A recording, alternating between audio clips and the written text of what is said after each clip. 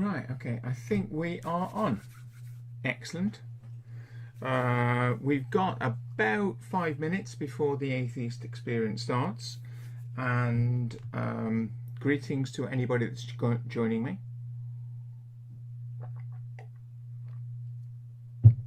I have caffeine, I have orange juice, and that makes me happy. Okay. A couple of things I want to mention before this episode starts this week. Let's hope that there's more science in it this week than there has been in previous weeks, because there hasn't been huge amounts, let's be honest.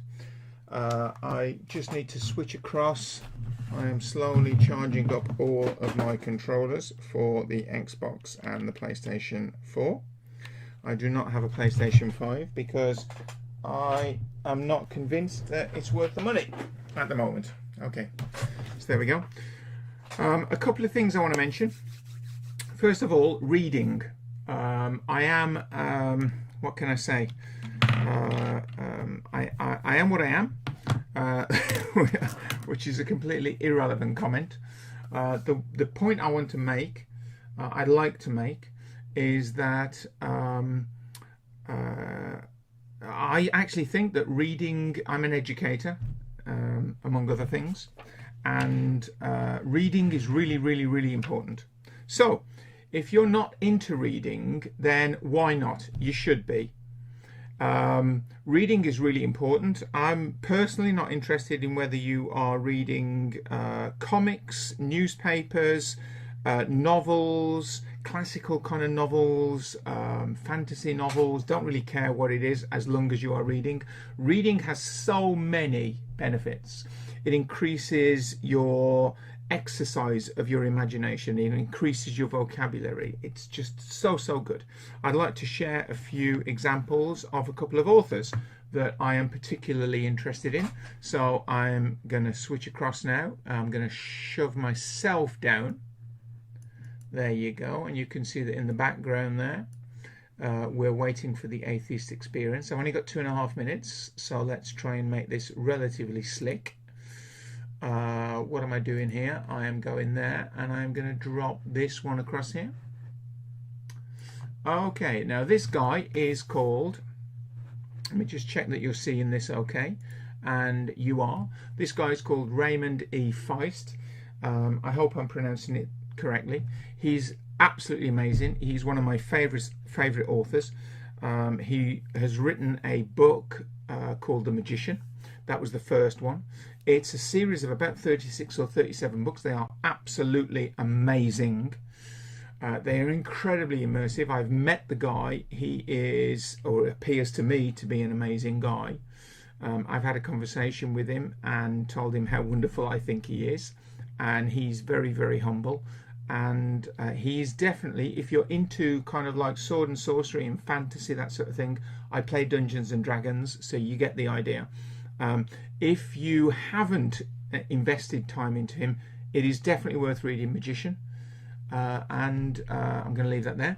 I'm going to pull up a second one now. The second one is probably somebody that most people have heard of before, but most people irritatingly think that he is okay. When I finally get to it, oh my goodness me, okay, getting irritated now. Here we go. Stephen King. Stephen King is the business. I saw a criticism of him recently saying that one of the problems with Stephen King is he cannot end a book. He can't write a decent ending. This is absolutely rubbish. I accept the fact that some of the books that he's written, they kind of have an amazing build-up and they end quite quickly, and you know, maybe we could think of better endings to them. But if you read The Dark Tower #1, The Gunslinger, it is the first of 7 or 8 books. They are absolutely amazing, full of ideas. If you can't be bothered reading them, then get the audiobooks, because the audiobooks are seriously incredible. The guy that does the narration is just the business, and they're just amazing books. And his use of language is outrageous. And the ending, from the end of book 7, book 8 is kind of an earlier version, an earlier bit that kind of slices into the 7 books. Don't watch the movie, by the way. The movie is rubbish. If you end up reading them all and you read all the way to the end of book 7, the end of book 7 is like the best ending I have ever read to a book. So amazing. Stephen King, I haven't met him. I want to meet him. So when he does a tour and he's in the UK, I will make sure that I am seriously going to watch that on YouTube and try and go and see him, because the guy is just ridiculous.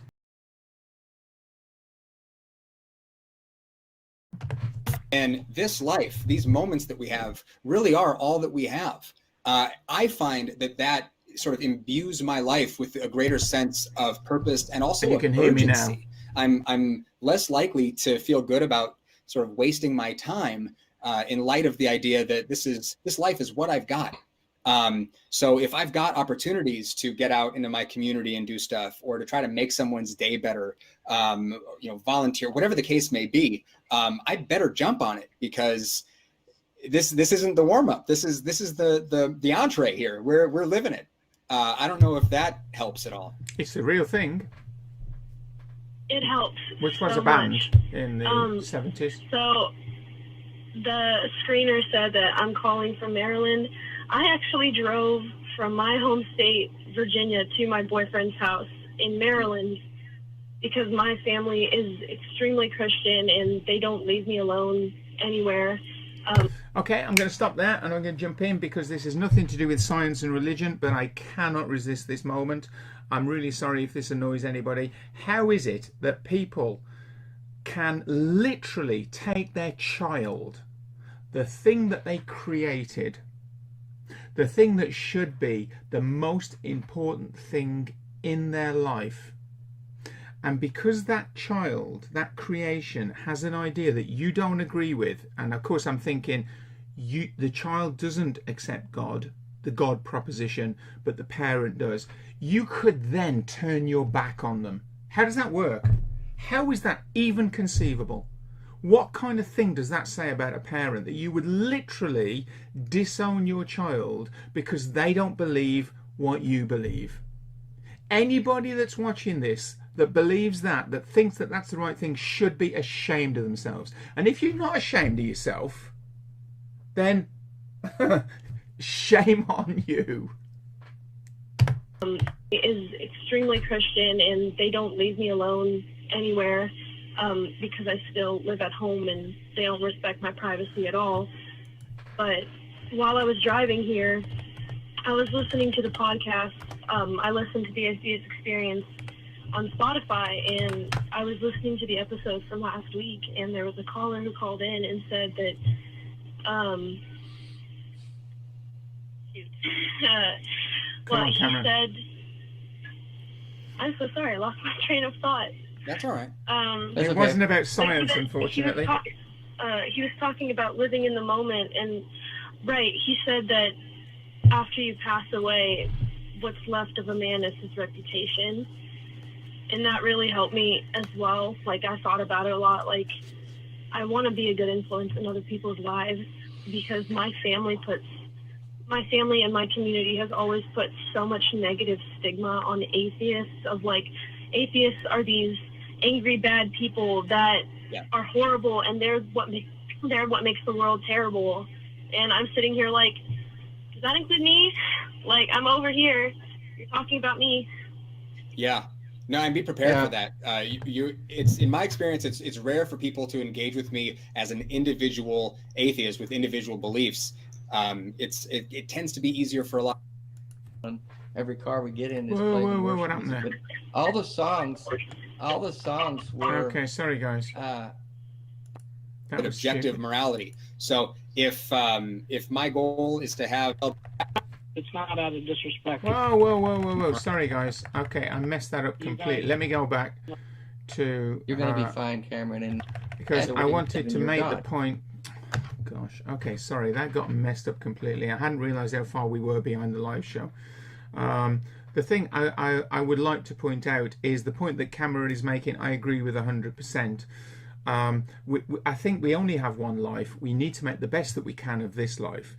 And let's be honest, if you want a purpose in life, if you feel that your life needs a purpose, and I don't deny that's a good thing, I don't want to live my life and think that there is no purpose, then basically, if you want something and you're looking for something and you're not quite sure what it is, then my suggestion as a thought for you is your life is meant to try to always try and do something and make a positive influence on somebody else's life. If you can do that, if you can make every day an opportunity to make a positive influence on somebody else's life, then surely that's a good thing, not a bad thing.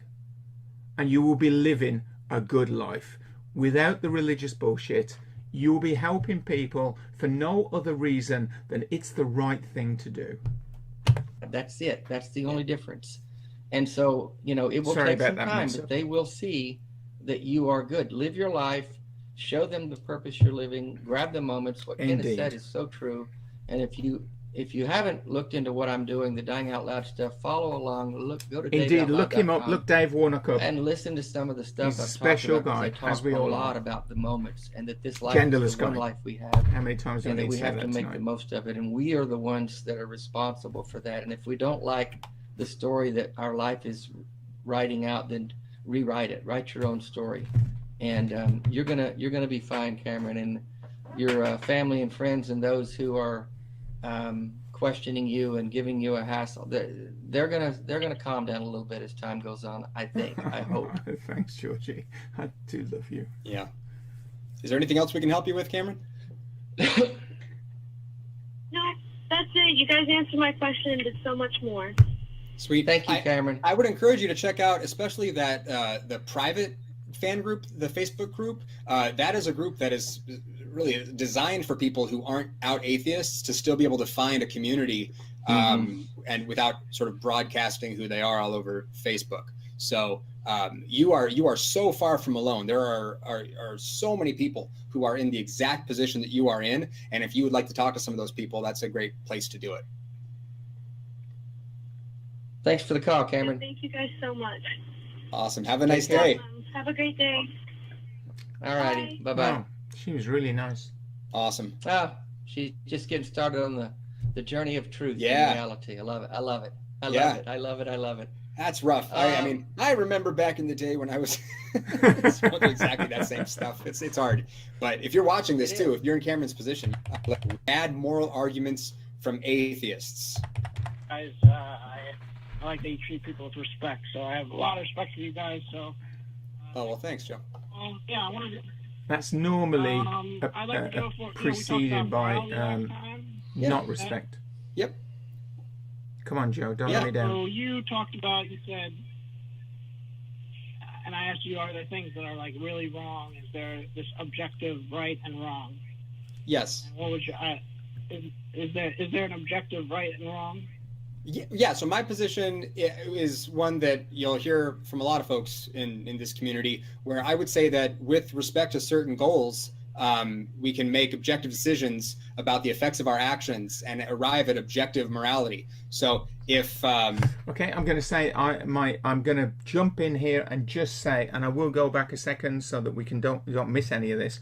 I suspect this is not going to be a scientific issue. However, I think that the point that Joe is going to basically be saying is, how can you have objective rights and wrongs or even morals without the concept of a God to tell you what's right and wrong? And it's such a fallacious argument, but you know, we'll let Joe go with it, and that's what my prediction would be.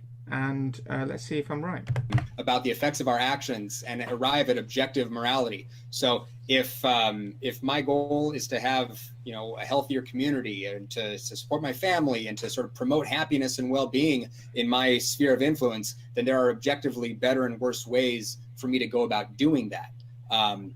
So yeah, is this one of those bad moral arguments you were talking about from atheists? Yeah. So now, okay, let me just. You know, anything I say is just kind of just challenge you. It's not out of disrespect, okay? So don't take it. That's fine. Bring it.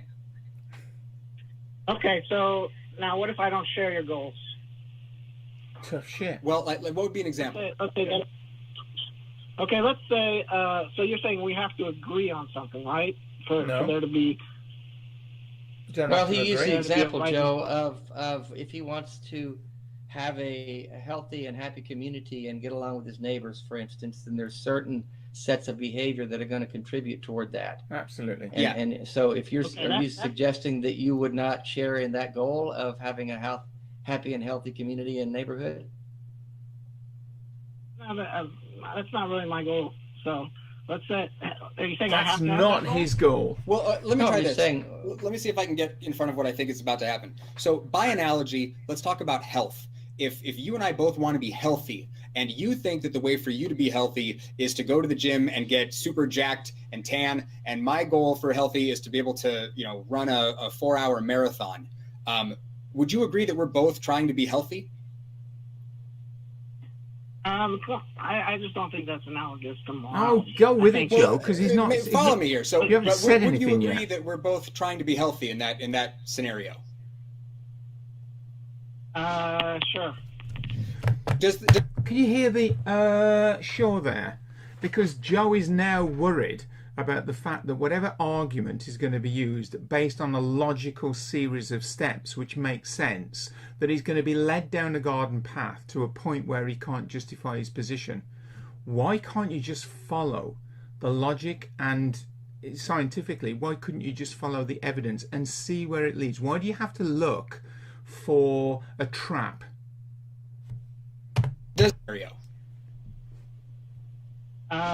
Sure.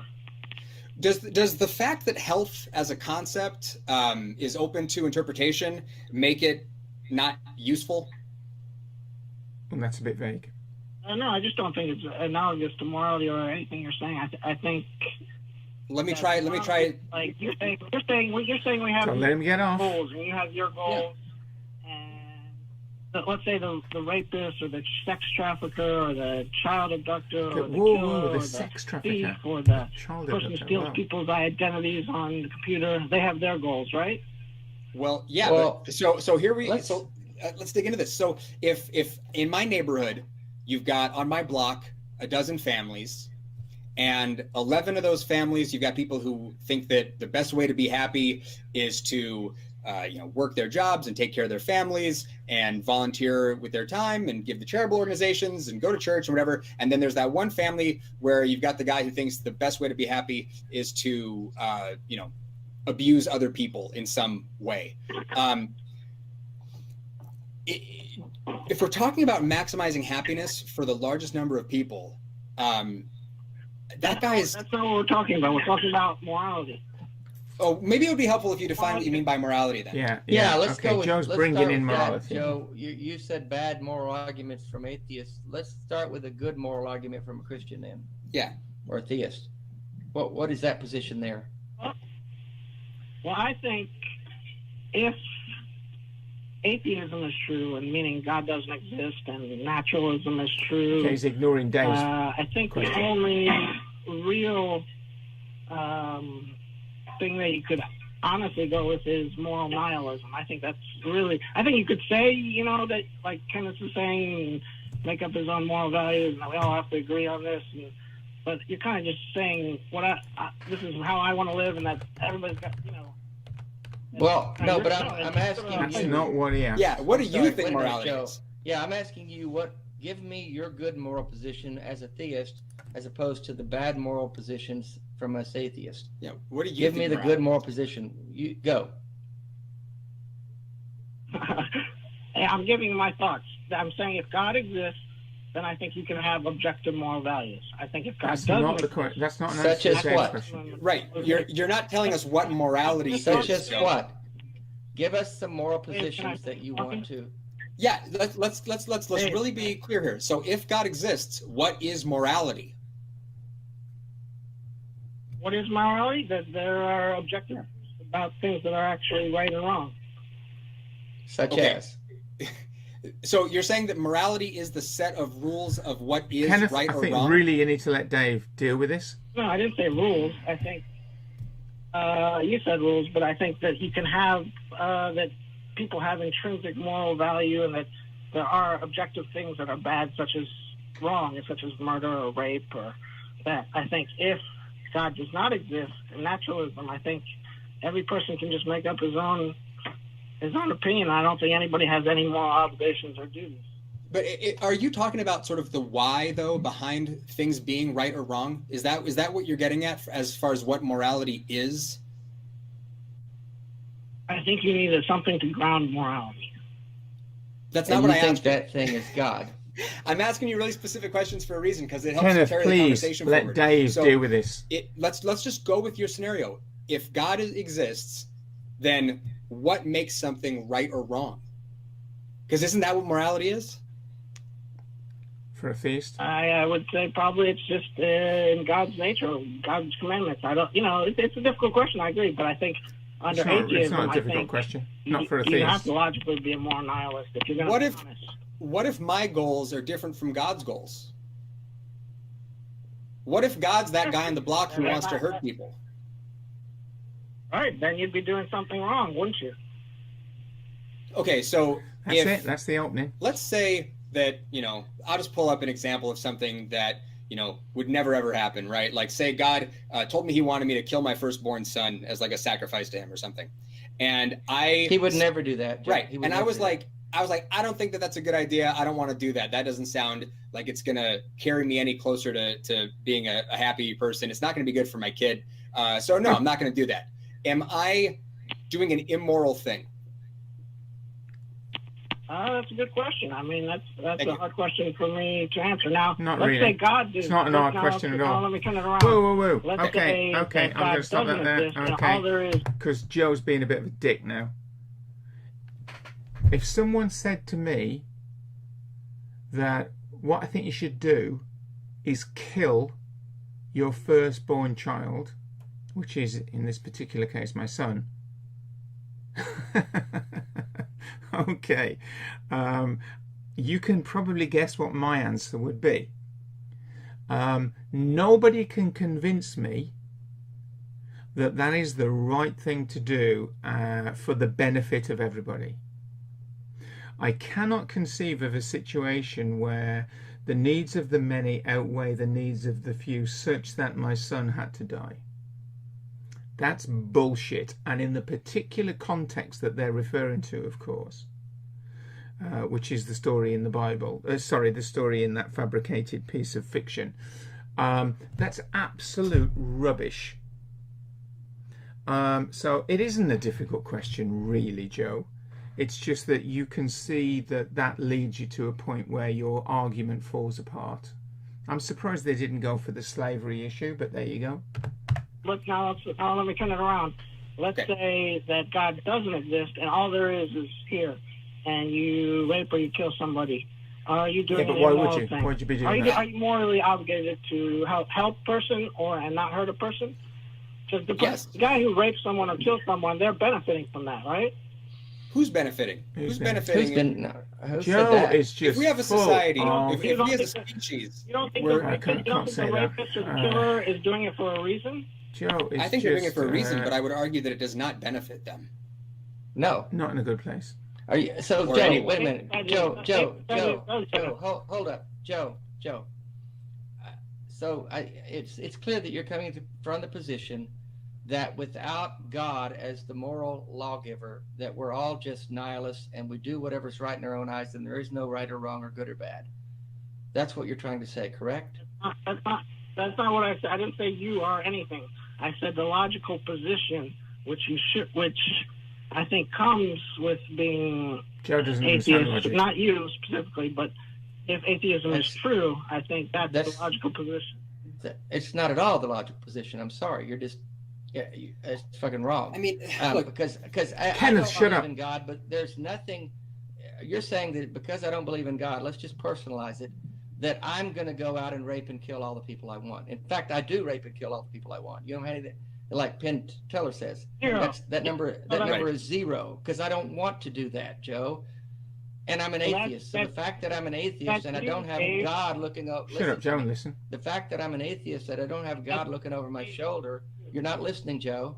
Joe, you're not listening. If you're saying that the logical conclusion of a society without God is moral nihilism and chaos, then you're going to have to personalize it, because you're talking to two atheists who don't believe in a God, and thousands of others who watch the show who disagree with that position. And you're saying that that's the logical position. And it's not. Absolutely Because it's not happening.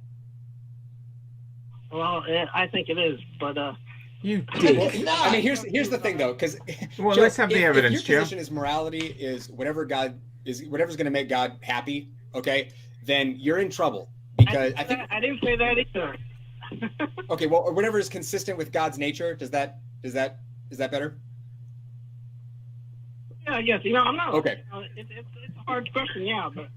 Right. So if morality is consistent with whatever is in God's nature, then I don't really care about morality. If morality is conversation about, it's sort of a growing dialogue and body of knowledge about what's going to be best for humanity, well, now I'm interested. And if that conflicts with whatever is consistent with God's nature, then I don't really care about what's consistent with God's nature. I don't even know that God exists. And nobody seems to be able to agree about what God's nature is, which is also a problem. I would agree with that. I agree. That's a hard thing. I just think there needs to be a grounding for morality. There is. And you think that grounding is God? It's that conversation about what's good for humanity. Yeah. Well, if you go out throughout history, how many murders and rapes and all these things have happened throughout? They don't seem to care about humanity. So why do they have to care about humanity? And Joe is you care talking about rubbish humanity, now. maybe other people don't care about humanity. Have you ever thought about that? But this is the thing. If there's people in our society who are atypical with their brains and they don't care about humanity, fine. The rest of us need to be worried about those people. We need to deal with those people and sort of mitigate the risk of those people hurting others. But the rest of us do care. The rest of us care. Can you choose to not care about your own happiness? Now, if I said we all have to care about animals, do we all Joe have to care about doesn't animals? like Let's say answering if any it's wrong to eat question. animals. Is it wrong to eat animals? There's a discussion to be had there. Under some circumstances, I think it would be wrong to eat an animal. Under others, I think the case could be made that it's not. What happens if one person says what's consistent with God's nature is being a vegan, and another sort of congregation says, no, God wants us to be strict carnivores? How do we resolve that? Because that's the position. That's the position that we're in. Nothing. Nobody's right. Nobody's right. Nobody's wrong. With everything. Christ, Well, that's full of is that a true statement? sugar. Come on, that's a ridiculous thing to say. Yeah, there are it things to be known about the nature of reality. We can know things in the same way we can know things about health. We can know things about morality. We can make assessments about what's good for us and what's not good for us. Okay. Well, I disagree. I think you can say what's good for us, but you can't say I have to care about what's good for you. Like I might care No about one my said own that. well-being, but Yeah, that's not what Kenneth said. I mean, yeah, you are not under any obligation to care about anyone else's well-being. Fortunately, most people do not think in this way. So, Joe, here's my what position about on morality. slavery? I think most people thought that way when slavery existed, or if you go to the Nazis, or if you go I bet the slaves didn't. Africa. I don't know if you want to get into a conversation about God's morality and slavery. I don't think you want to go there. Really quickly before we I just have to ask. As Kenneth said, we don't have any moral obligations. So why? I didn't say Joe that. is I a didn't dick. say that. So Sorry, here's what I'm but you asking. said that. How do we know what is consistent with God's nature? I don't know. How do we know? Well, you I don't know. prat. That's a good question. I just think we need a grounding for morality. And you So- think that should be God, but you don't know what that is. But you don't know. This doesn't sound like a sincere conversation anymore, Joe. I don't know that you know what you're. I mean, you think the grounding. It needs to have a grounding, and you think that grounding needs to be in God, but you don't know what that is. Do you realize how little sense that makes? No, I think you, Dave, that, I'm trying to be respectful to you, but you don't you're seem not. to be giving the same respect. So I'm trying. I'm trying I to. disagree with you. Kenneth, just because I think they need to dump Joe because he's full of crap. Conversation. I'm trying to. I'm not talking about whether you agree with me or not. I'm asking you. I asked you very straightforwardly. Because you're the one who said that morality needs to be grounded in this consideration of what's consistent with the nature of God. So I'm asking you, how can we know what that is? I think maybe one of the most powerful tools is probably our moral intuitions. Oh God Almighty. Tuitions. That's exactly what we're talking about. Yeah. Kenneth, I don't know that I'm sorry, I'm not trying to be disrespectful, but you're talking in circles, and you seem to be, I mean, I was a believer in the God of the Bible, and the God of the Bible, so the Bible was how we got a glimpse into what God's nature should look like, because that was our definition of who this God was and how he acted and what he wanted. And if you look at the God of the Bible, I'm more moral than that guy, because I don't think it's okay to own another human, and I don't think it's okay to wipe out a whole city of people, including children. So if you don't know what the nature of God is, and yet you want our morality to be tied to him, I don't know how we have an honest conversation about that. And I think that's what Kenneth was saying. It seems to me that if we can't know what the nature of God is, then we're Dump stuck in the Joe, same 'cause he's position just a bullshitter. that the atheists are already stuck in, of having to figure it out on our own. Yeah. Yeah. I mean, of course, I would agree with that. You know, we do have to figure out, but I just don't think anybody has to do anything. I think if you go to different places, different cultures, like if you go to Africa, they'll say killing. If you go to Uganda and Kenya, I used to live in Uganda, and they'll say, you know, it's illegal to be gay. To be gay there, they'll say, you know, that's the right thing. You know, if you go to, you know, maybe a Muslim country, they'll say, you know, women can't do this. That's No, right. women can't drive a car without permission from male. Right. I mean, everybody just Exactly. And you know what's wild? The examples that you just used are people who are grounding their sense of morality and what they think is consistent with the nature of God. But there's things in those cultures where they'll disagree with each other. They don't even agree necessarily on the same God. Whoa, So now careful. what? I mean, in Uganda and Africa, Islamic God Uganda and is the Africa, same as the it's Jewish not- God, that's- is the it's same not as the religious Christian faith. God. Well, okay, depending on where you go. But Joe, I think we got to move on. Anyway. We have a bunch more callers. Yeah, we got a lot of calls. Yeah, we got to go, Joe. Call You're full of shit, and I'll let's move think on. about that later, huh? Have a good one. All right, Joe. All right. Sounds like Joe is Yeah, saying that the yeah. concept of going against God Hey, Joe's is the only thinking about it. Hang on, Kenneth.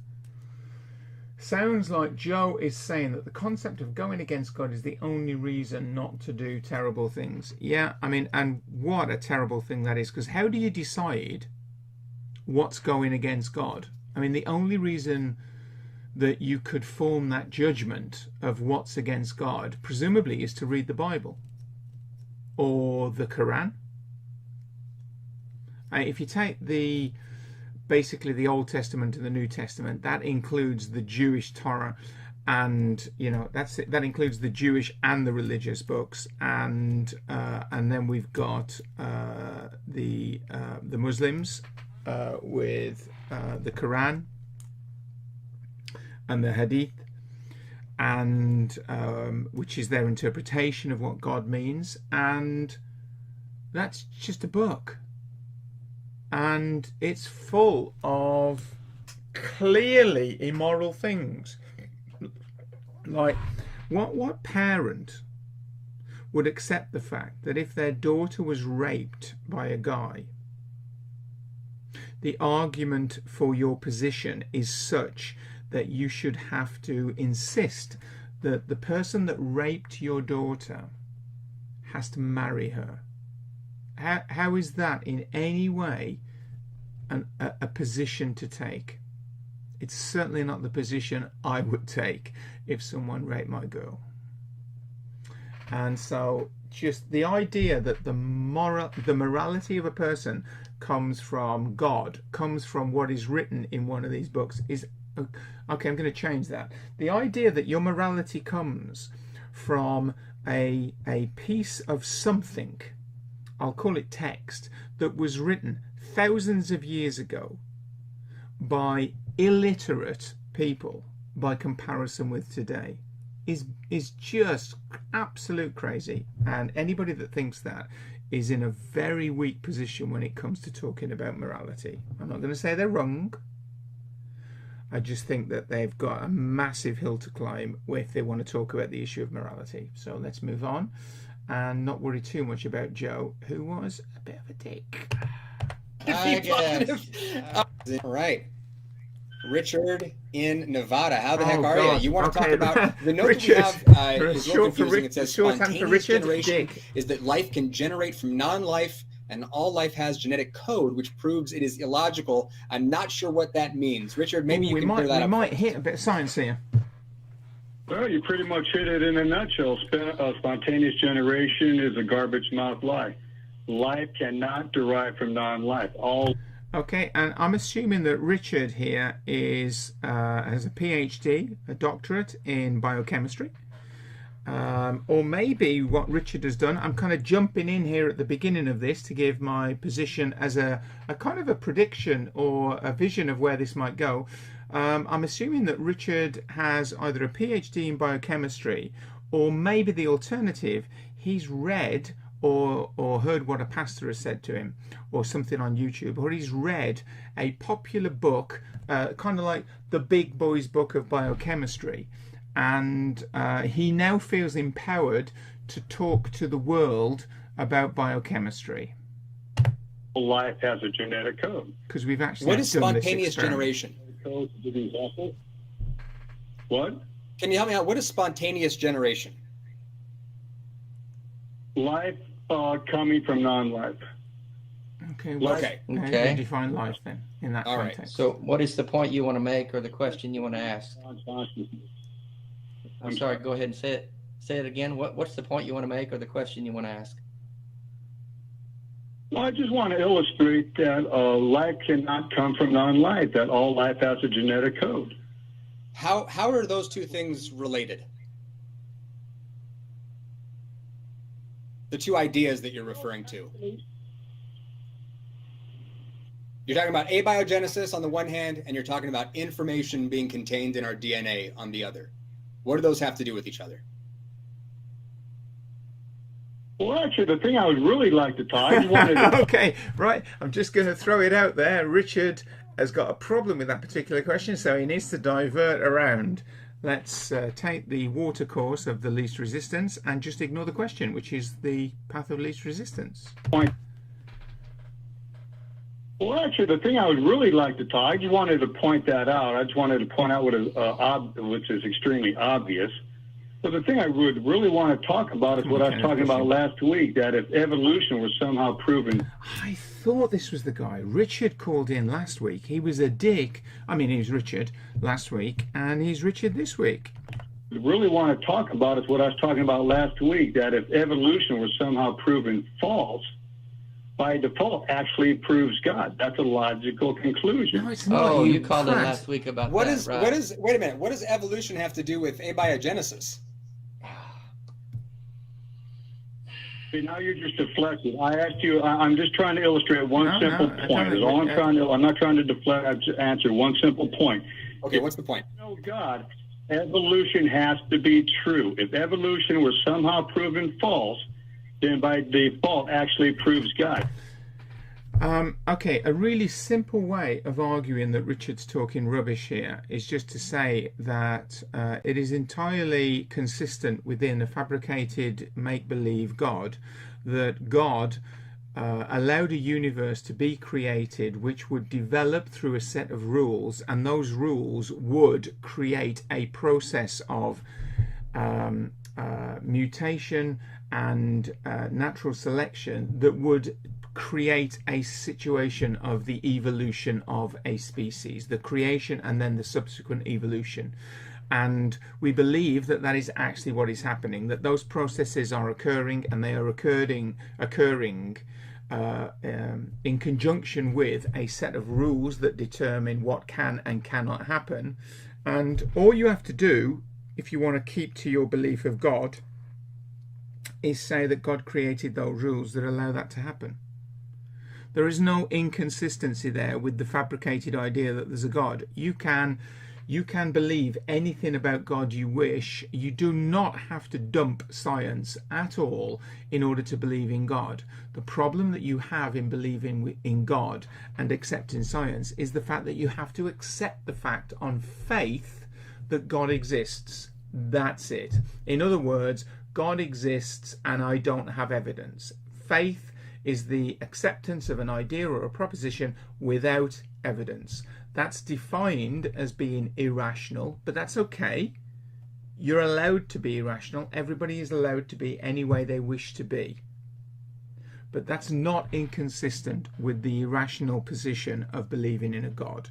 Richard's talking like he did last week. Rubbish. Evolution was somehow proven false, then by default actually proves God. Mankind cannot logically exist if there's Richard, we talked about this Just last week. what I'm going to kind of get in trouble slightly here with the atheist experience potentially, because I actually think they're absolutely amazing and they are doing such good things. But come on, call screeners, please. There must be plenty of people who actually have really good points to raise, or every now and then you get somebody call in who's going through a really hard time because what they're doing is they're transitioning from, you know, a belief to a non-belief, or maybe the other way around, and they're looking for guidance in that transition, or they're looking for help, or, you know, whatever, or they're just looking for someone to just listen because they're going through a hard time. And then we have people who call last week and talk rubbish and then call this week and talk rubbish. So forgive me, I don't mean to be critical, but you know, Richard needs to move on because he doesn't know what he's talking about. He's a soundbite agent. Okay, Richard, we talked about this last week. What is if you were to boil down evolution into a nutshell, if you were to describe it to, say, a 5-year-old, what would it be? What is evolution? I don't think that we evolved from a single-cell organism in 4.5 billion years. Okay, so how? So that's a claim. Evolution is a mechanism, right? We're describing how we got from point A to point B. Do you understand that distinction? 100%, yes. Okay, so your original statement, okay, what you told the call screener was you've got abiogenesis on the one hand, and then you've got genetic information on the other. And I'm asking you for the second time, what do those two things have to do with each other? Okay, actually, mentioning spontaneous generation was an obvious mistake. I just wanted to point out the obvious in that. I'm more concerned about proving what I talked about last week regarding. So you told the screeners something else so you could get in instead of talking about evolution. If you can just answer that question that I asked you, then I'd be happy to move on to the other thing about evolution and God. So I'm just asking you, what does abiogenesis have to do with genetic information?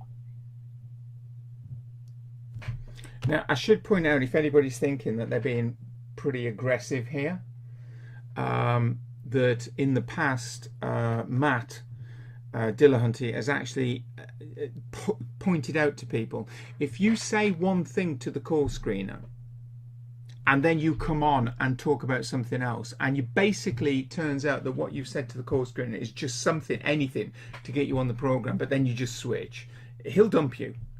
Not because he doesn't want to talk about your issue, but because that's just not acceptable with all the other people that are trying to get on the show, that actually are being genuine about the fact that, you know, they want to talk about this and this is what I want to talk about, and they're actually being honest and truthful and upfront and genuine. And Richard clearly is admitting that he hasn't been and deserves to be dropped.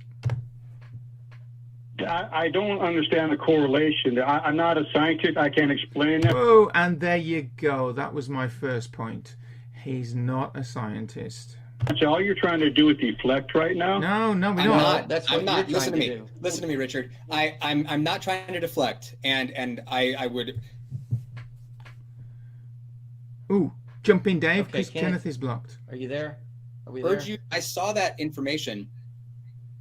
Oop, did I freeze up? I'm sorry about that. So, Richard, I'm communicating with you honestly here. I'm just saying you put these two concepts on the table. You've got abiogenesis, and then you've got genetic information. Now, these two concepts are products of completely separate fields of study. Information. Let's drop that. That's really not important. That's not my point.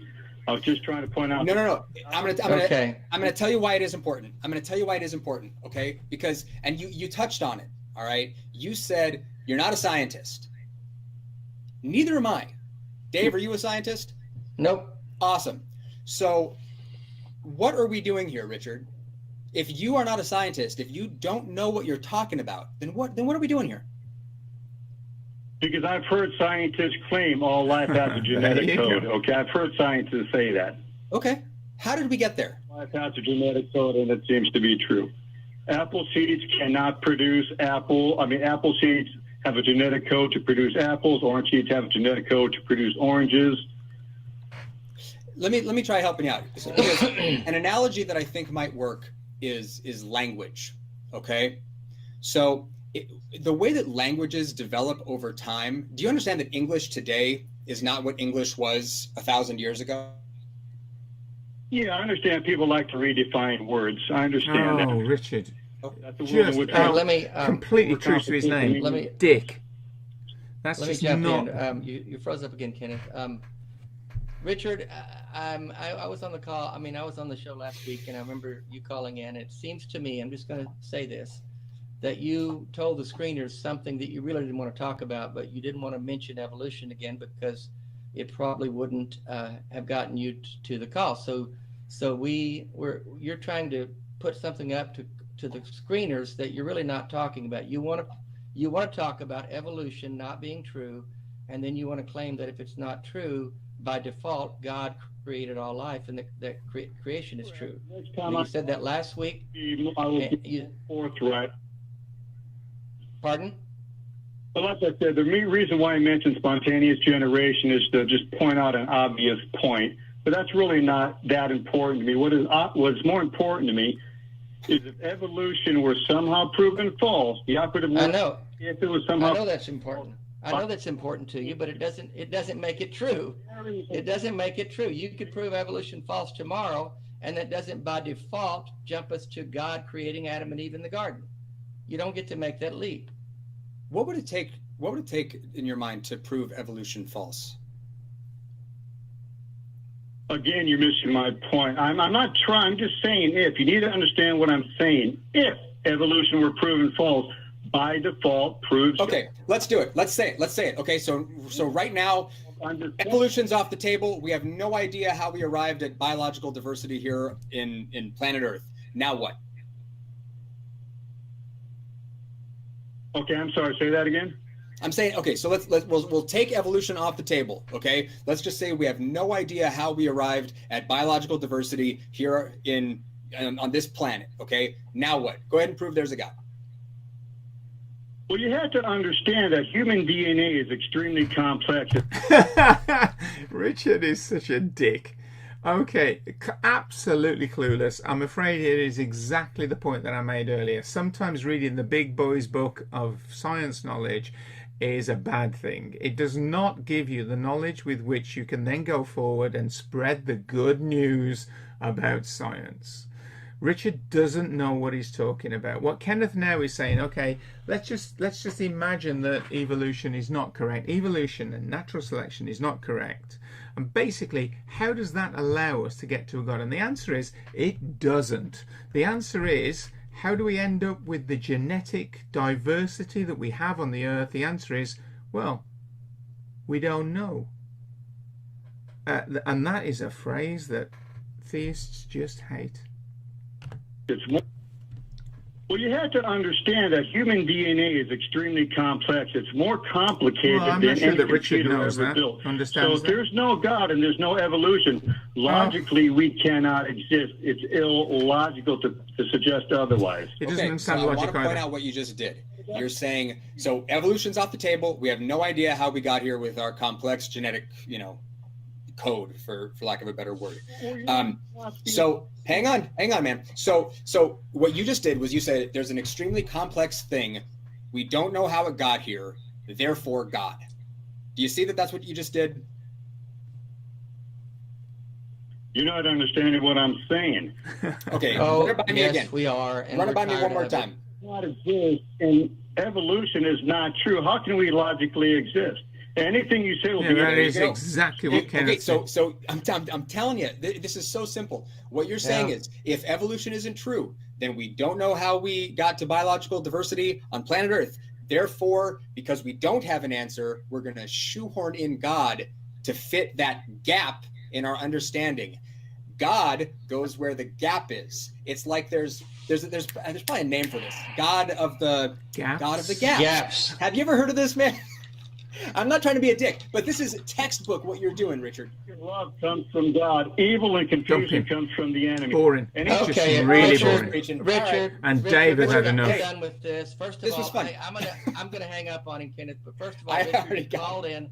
You called in under false pretenses and told the screener something else, and you've not been honest. And we're done Richard this won't watch conversation this because you're not particular listening. program, That's of course. disappointing. But if he does, Well, don't hey, do it again, please, I'll tell you what. because you are a dick. And How would you don't. feel about going across the ocean, talking to Ahmed? It might be Ahmed. I think I called him Ahmad earlier pre-show. Ahmed. Okay. Wanna do it? Cairo? Yeah. Yeah. All right. Coming in hot from all the way from Egypt, we've Wow. got Ahmed. How you doing? I'm fine. How are you? Good. Okay. Our note says that you wanted to talk about how Allah is evident. Oh, Christ. Okay. this will be Yeah. So Allah is God's name. Okay, can I just say that, and I don't really mean to be disrespectful. I'm not trying to be disrespectful here. In my experience of people who are Christian and people who are Islamic that call into this show, the Christians do attempt to have a sense of warped logic associated with their arguments, and normally the warping of their logic is very clear.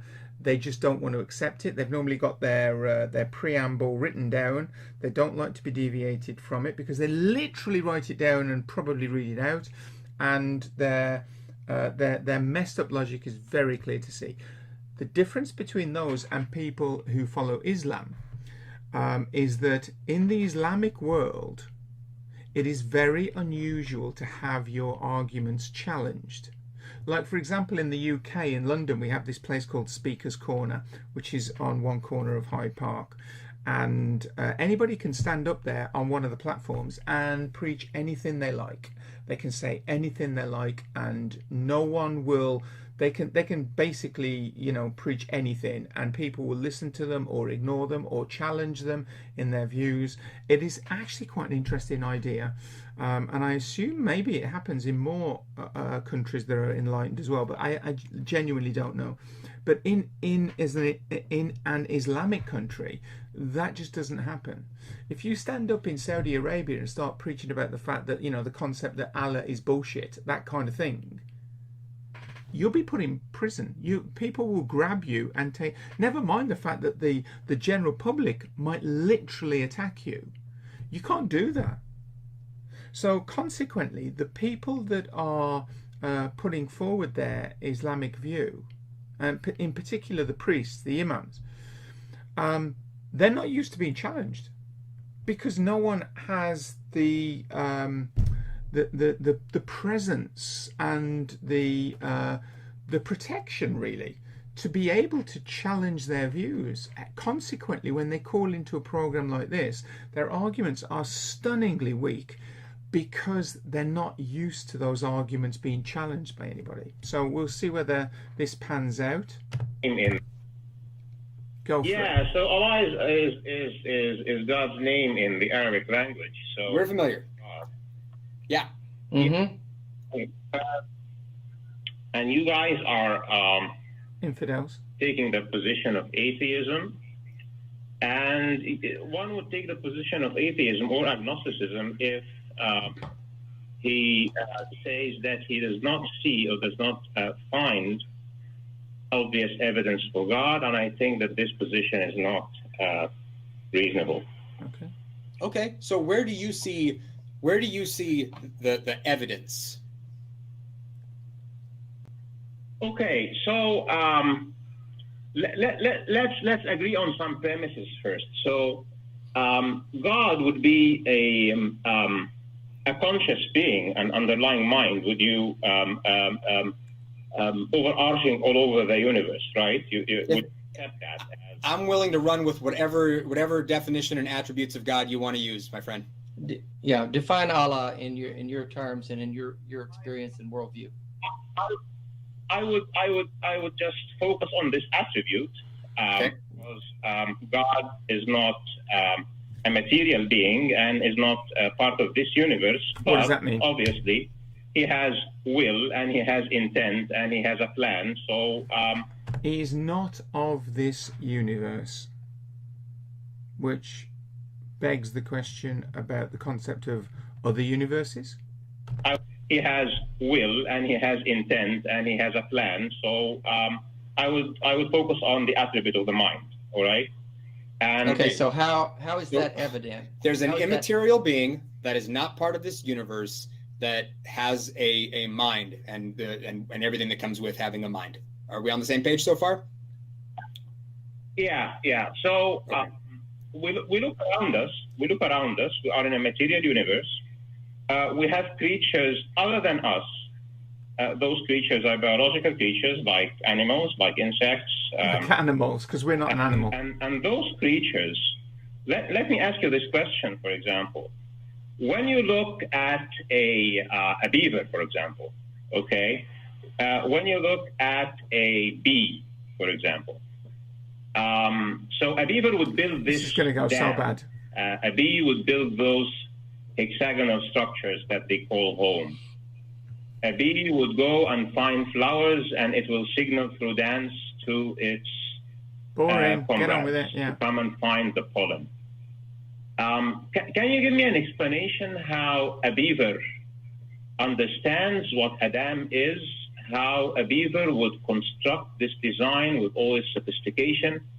How would a beaver know that a river is something that he can build a dam on, and who is teaching him that? And how does a bee understand what's a hexagon? And how does it understand a code for communicating locations? So this is such a weak argument. It's unbelievable. And I can just go on giving you examples. Yeah, I know you could, but we don't have that much time. It's only an hour and a half show. I'm really afraid that you're about to do what the last caller did. So I want to try something. Let me talk here a minute. Yeah. Let me respond to this, because you could go through the whole animal kingdom and give example after example. But Ahmad, I don't want to. I want to be as kind as I can here, but you do understand that in our world that we live in here, Kenneth lives in Chicago, Illinois. I live in Charlotte, North Carolina. I used to live in Nashville, Tennessee. Almost anywhere in this country you go, if you can talk to millions of Christians who would use that same argument you just gave us about the beavers and the bees and all of the animal kingdom. How do they know what to do? And their rational explanation for that, or their evidence of a God, would be the Christian God, the God of the Holy Bible, not Allah, but Jehovah, Jesus Christ. That God would be the one that they would say, this is evidence of that God. So what do we say to...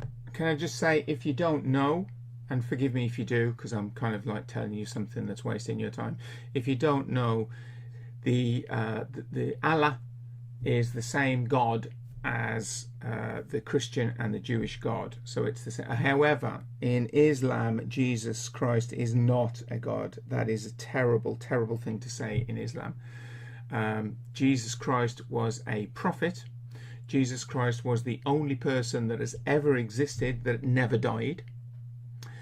There was someone that was crucified. They believe in a crucifixion, but they do not believe that it was Jesus Christ. They believe that it was someone else. One of the chief guards is, as I understand it, chief security, who was changed to look like Jesus Christ. And when they grabbed Jesus, they didn't. They grabbed the guard, and they crucified him. And Jesus Christ was actually a prophet that was taken to heaven, wherever that is, was taken out of this world. And so Jesus Christ was actually never died. He's the only person that's ever lived that never died. So they do not believe in the Trinity. They do not believe in Jesus being God. And that would be sort of, what they would refer to as their form of sacrilege. So I'm going to throw that in there in case you didn't know that, because that's relevant to, I guess, kind of what David's saying. Their God would be the one that they would say, this is evidence of that God. So what do we say to them when you're telling us that in your worldview, in your understanding, these things in the animal kingdom, rather than trying to answer that question and say, how do they know to do, because instinct and evolution, obviously, but nonetheless, you have to understand that Christians use that same argument. Look at the trees. Look at the sky. Look at the ocean. How can there be no God? This stuff just didn't happen. We hear that shit all the time. So how do we pivot from it being an obvious explanation for the Christian God to it now being an obvious explanation for your God? Help us with that. You want me to answer this question? So I answer this question in 3 very simple points. Number 1, I did not define what I want to prove to you as being Allah or being Jehovah or being Brahman. It doesn't make a difference to me. My premise. You said Allah is evident. That's your note to the callers, to the screeners. Yeah. I qualified Allah as a name for God, and I qualified the attribute of God that I'm focusing upon as being a mind overarching this universe. What Ahmed is basically saying is that the idea that the natural world works in the way that the natural world does is because of God, because of Allah. He's saying that the way that the natural world works, the way that bumblebees, although he kept switching, he started talking about what bumblebees do, but kept using the word beaver. Let's not go there. He was basically saying that the way that the natural world works is inconceivable to be through natural processes. It has to be because of God. I could say, the fact that plants grow upwards towards the sun, and that if you move, if you had a light source, that so plants were created in a room, but there was a light source, and you move the position of the light source, then we can basically move the position that the plants grow towards the light source. That has to be because of the will of God. It's not to do with tropisms at all. The fact that plants grow upwards and the roots grow downwards is not just a fluke. It's because of the will of God. It's nothing to do with geotropism. So clearly this is another example where a person phones in and actually they know nothing about the scientific method. They know nothing about science, about biology, about biochemistry, and about physics. It's just inconceivable to them that the things that they see around them are anything other than because of God. And that is such a pathetic position. It flies in the face of all of the ridiculous amounts of progress that mankind has made. In particular, let's just kick the ancient Greeks into touch for a while. They're far, far, far credited with too much. It flies in the face of the last 500 years of ridiculous progress that mankind has made. And their argument is, well, it's just inconceivable, therefore God. And that's just absolute rubbish. Of God that I'm focusing upon as being a mind overarching this universe. So this is number 1. I don't care which God, which name of God you would pick, and which religion you would take as the way to worship God. This is not my issue at all. This is number 1.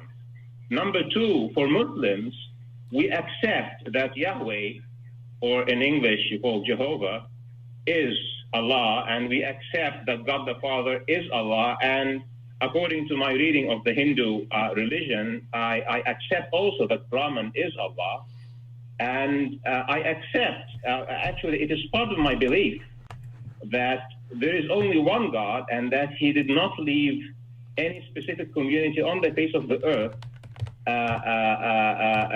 to oblivion. He sent messages and messengers all over history, and those messages were tailored to the needs of the time and geography and development of humans all over history. So it's okay if somebody who is a Jew would say, this is evidence for Yahweh for me. This is not a problem at all. In my religion, he is worshiping the same God. and Jesus is a prophet of God, and Moses is a prophet of God, and so is Abraham. So this is not an issue whatsoever to me. And number three, because I said I'm going to go to three questions, the reason for this is not to put a name on it. So if I'm telling you, from where does a beaver get the information of building a dam, its instinct is not an answer. Instincts do not draw drawings for dams. And I'm not telling you, look at the tree or look at the sky. I'm asking you about the specific non-biological information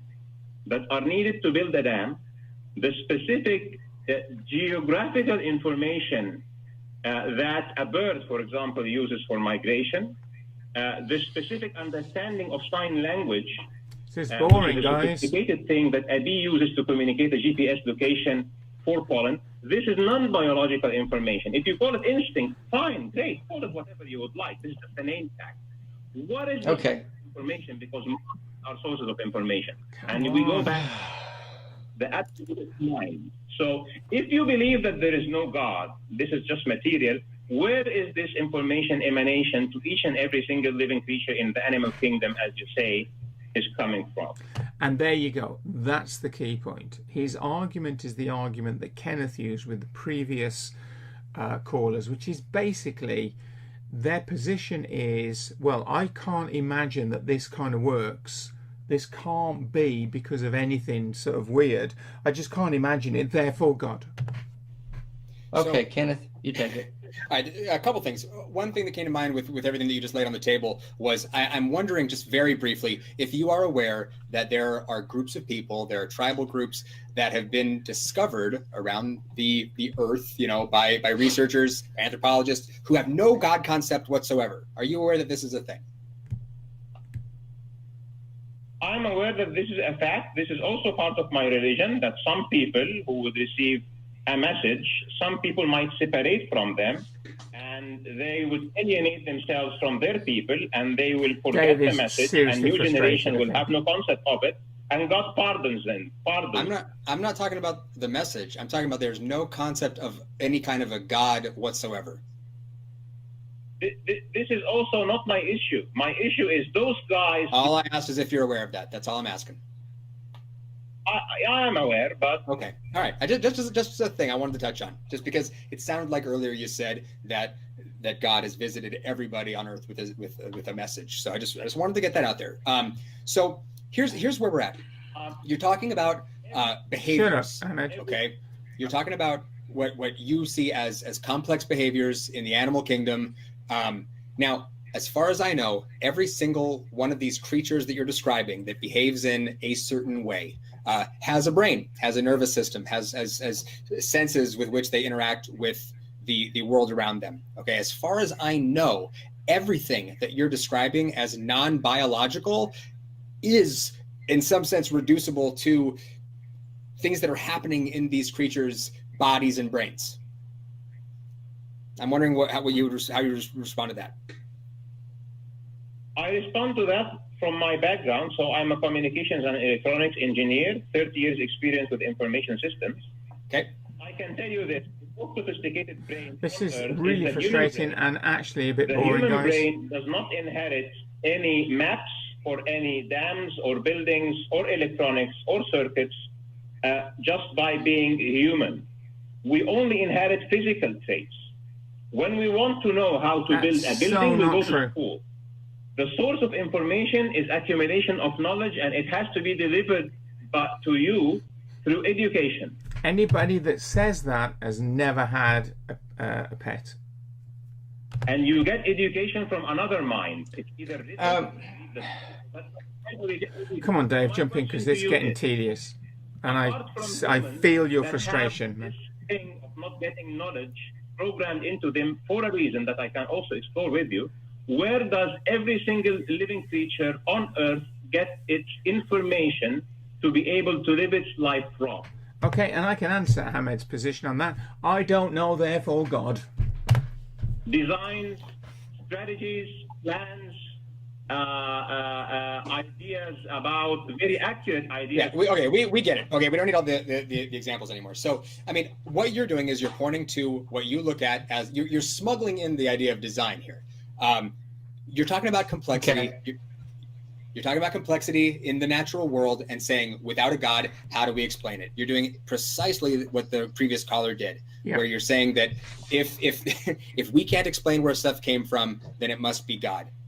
But I would urge you to look into what biologists say about these behaviors. I got into a whole thing with a guy recently about monarch butterfly migration, and everything about monarch butterfly migration is reducible to interactions that are happening in the monarch butterflies' bodies. Okay, there's hormonal things happening. This isn't really that complicated. Okay, if you've got little baby beavers that are doing what beavers do, yeah, I don't know where you're going with this. Let's wrap it up, Kenneth. Ahmad, we're told that you did the same argument on Aaron. Ahmad, you need to listen now. Did the same thing on Aaron Raj show just yesterday. Here's the bottom line, Ahmad. You're trying to make the argument that if we can't prove what, like Kenneth just said, if we can't prove that something else, then it must be God. And then you're saying all the gods are the same, so it doesn't matter which God. We just have to, and that doesn't make any sense because all the gods compete with each other. And the Christians would be very offended that you would say Allah is just the same as their Christian God. Jesus said, "I'm the way, the truth, and the life. No one comes to the Father but by me." So what you're saying makes no sense. And you've made your point. We disagree with it. We're not going to talk about all the rest of the animals in the animal kingdom because we have too many more callers to get to. So thanks for your call, but we're going to have to move on. Yeah. All right. I mean, I always wonder why these types of callers don't, I mean, why aren't they banging on the doors of professors in biology departments to talk about this? Well, we know why. Well, because they want to try to think Christians don't know any better and that they think they're, I mean, I got a note. He just did the same thing on Aaron Rod's show yesterday. Richard from Vegas just called in last week with the same argument. He tried to slip in the back door today, and they do the same thing over and over and over, and they don't realize how much they don't make sense. So moving on. I'll tell you, looking at the queue, David in California looks very interesting to me. I don't know if anybody stands out to you. I was going to say the same. Let's talk to Dave because he's got a great name. He's got a great name. We like Daves around here. We do. And Davids. So what our note says is the evidence I use for Jesus is the fact that Jesus seems omniscient. David, does that sound about right? This is that's what I said. Though I wanted to kind of touch on something before I cover that. I actually carry both of your names. Kenneth David is my name. So there we go. With the 1-2 punch there. Oh, well, that must be like a sign from God. Smart man. Yeah, what the hell? A sign from God. Kenneth means to know or understand, and David means friend, so they're both good names. Yeah, but where are you getting your information about Jesus? Come on, David. He's omniscient. Well, I have to say, I'm probably up there with Dave as far as age. Are you now? I'm 58 years old. Okay. I've got you beat by 7 years. Same as me. Huh? 58. I've got you beat by 7 years, but go ahead. Oh. No, I'm 7 years older than you. My age, though. Thank you. You're looking good. So you must be feeling good then. Oh. Yeah, stop hitting on Dave, okay? We're talking about Jesus, all right? Where are you getting your information about Jesus? All right. Okay, so I've read the Bible numerous times. There you go. So, okay. Me too. But me 3. Yeah, I would just say, to me, when I read the Bible, it just seemed like Jesus he seemed to know everything about the Old Testament. Okay. And he seemed to know everything about really knowledge in general.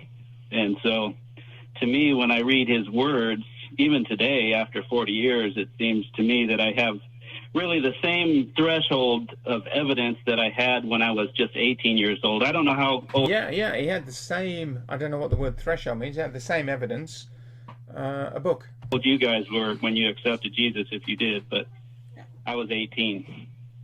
I was too. Significantly younger than that. But so are you saying this is your evidence that Jesus is what? A real all-knowing. Is God, is real, is what?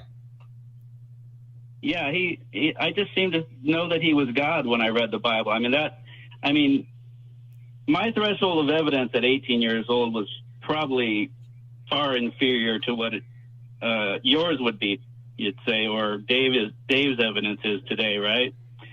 So when you guys first became Christians, your threshold of evidence was probably a lot lower too, right?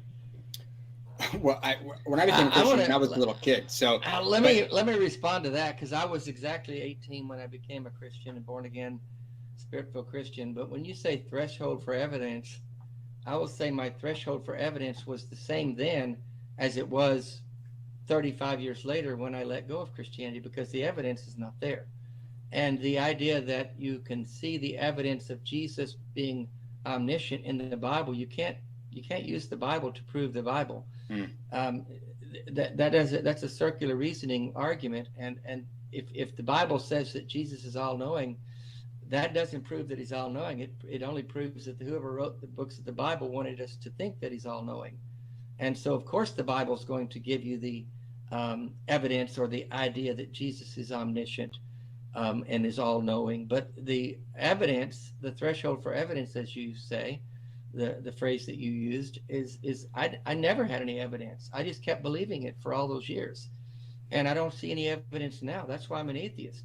I'm open to the evidence, by the way. Well, you must have had some evidence, otherwise you wouldn't have accepted it. No, I had people that I was following and people that influenced me, and I had an experience that I felt like was something that galvanized me and that riveted me, but it was all experience. It wasn't any evidence. So I get into it with people about evidence because I want to be really specific. When I use the word evidence, I'm talking about anything that can be used to demonstrate that a claim is true. Okay. Now, if somebody tells me that their reason for believing in Jesus is that they toasted their bagel in the morning and the bagel toasting looked like Jesus, and that's what they're going to use to demonstrate that Jesus is true. So to them, they might say that can be used to demonstrate the truth of their claim. I'm not going to agree with them.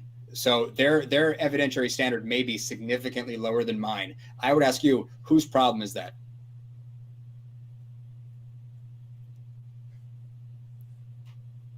Are you there, David? Okay, go ahead. Yeah. Because people tell me about their evidence all the time. But if I'm operating from a standpoint of saying, I want something that can be used to demonstrate the truth of a claim, and they're willing to accept something else and call it evidence, I think that's their problem, not mine. Well, yeah, but I mean, that's all I'm saying, that for every individual, I mean, I determine what my threshold of evidence is. Dave determined what his threshold of evidence was, and it's been met because he accepted it. So I'm going to ask you this. In terms of your beliefs, how much do you care about whether the stuff you believe is true or not? I care a lot. So what would it take to convince you that? Go ahead. If I didn't put a high value on truth, I wouldn't still be a Christian. I would be an atheist. What would it take to convince you that? At the point I was 18, I was like an atheist. So. Okay. So is your best evidence for Christianity the claims about Jesus in the Bible? Well, I'm not saying what the best evidence for you is, because that's what I'm talking about. No, for you. No, I'm asking you. Evidence is something else to determine. Yeah, for you. Me, well, I'm just going to tell you what was enough for me when I was 18. Well, I'm not talking to you when you're 18. I'm talking to you now. So I'm asking you right now, is your best evidence for Jesus being who the Bible says he is, what the Bible says about Jesus? Well, I was using the omniscience thing. Let me phrase it. David, such an easy question. Answer it. Your evidence for Jesus' omniscience is from what you read in the Bible. Yeah. At bottom, your claim is my best evidence for what the Bible says is what the Bible says, which is exactly what Dave said at the beginning of this call. Let me ask you something, David. Well, that's why I tell you what was sufficient for me as evidence when I became, right. And it would still be sufficient for me to this day. So what would it take for you to change your mind like I did after all these years about Jesus and about the claims of Christianity? I'd have to have like a major brain injury, probably. Oh, dickhead. Let me ask you this. Are you saying I had a brain injury? No. Let me put it another way. Maybe the cancer affected your thinking. I don't know. Oh, you Well, I don't prat. have cancer. I have ALS. They're way different. What a but ridiculous you thing got to what? say. What a I have dick. ALS. It's a terminal disease. I don't That's have cancer. just unbelievably Oh, okay. I bad. thought you said you had cancer. No, No, he never did. said that. But that's okay. That's irrelevant. Here's the thing about omniscience, and I want to ask you Not something about impressed. omniscience. You said that you believe Jesus is omniscient, which means all-knowing. We're talking about the attributes of God. Another attribute of God is that he's omnipresent. Do you believe that's true as well? That he's always present everywhere? Yes. So let me give you the scenario, and you tell me if you're okay with it. We've got Jesus watching everything and knowing everything, all the time, everywhere. We've got a little girl named Alice, for instance, and she's 9 years old, and she gets abducted and repeatedly raped by a demented person, and she is taken from a Christian family, and her parents are praying for her, but no one can find her. She's tucked away in a cabin in the woods somewhere, and she is crying out to God for help, and she's praying and crying and praying and crying, and Jesus is omniscient, and he knows this is going on, and he's omnipresent, and he's there watching her get repeatedly raped until the guy is done toying with her, and then he kills her, and they find her body in the woods a few weeks later. Are you okay with a God like that? Because I'm not, but I just want to know how you feel about that. Well, I don't see how your opinion about whether there's a God that allows that really affects reality, because there's all kinds of bad things that happen in the world.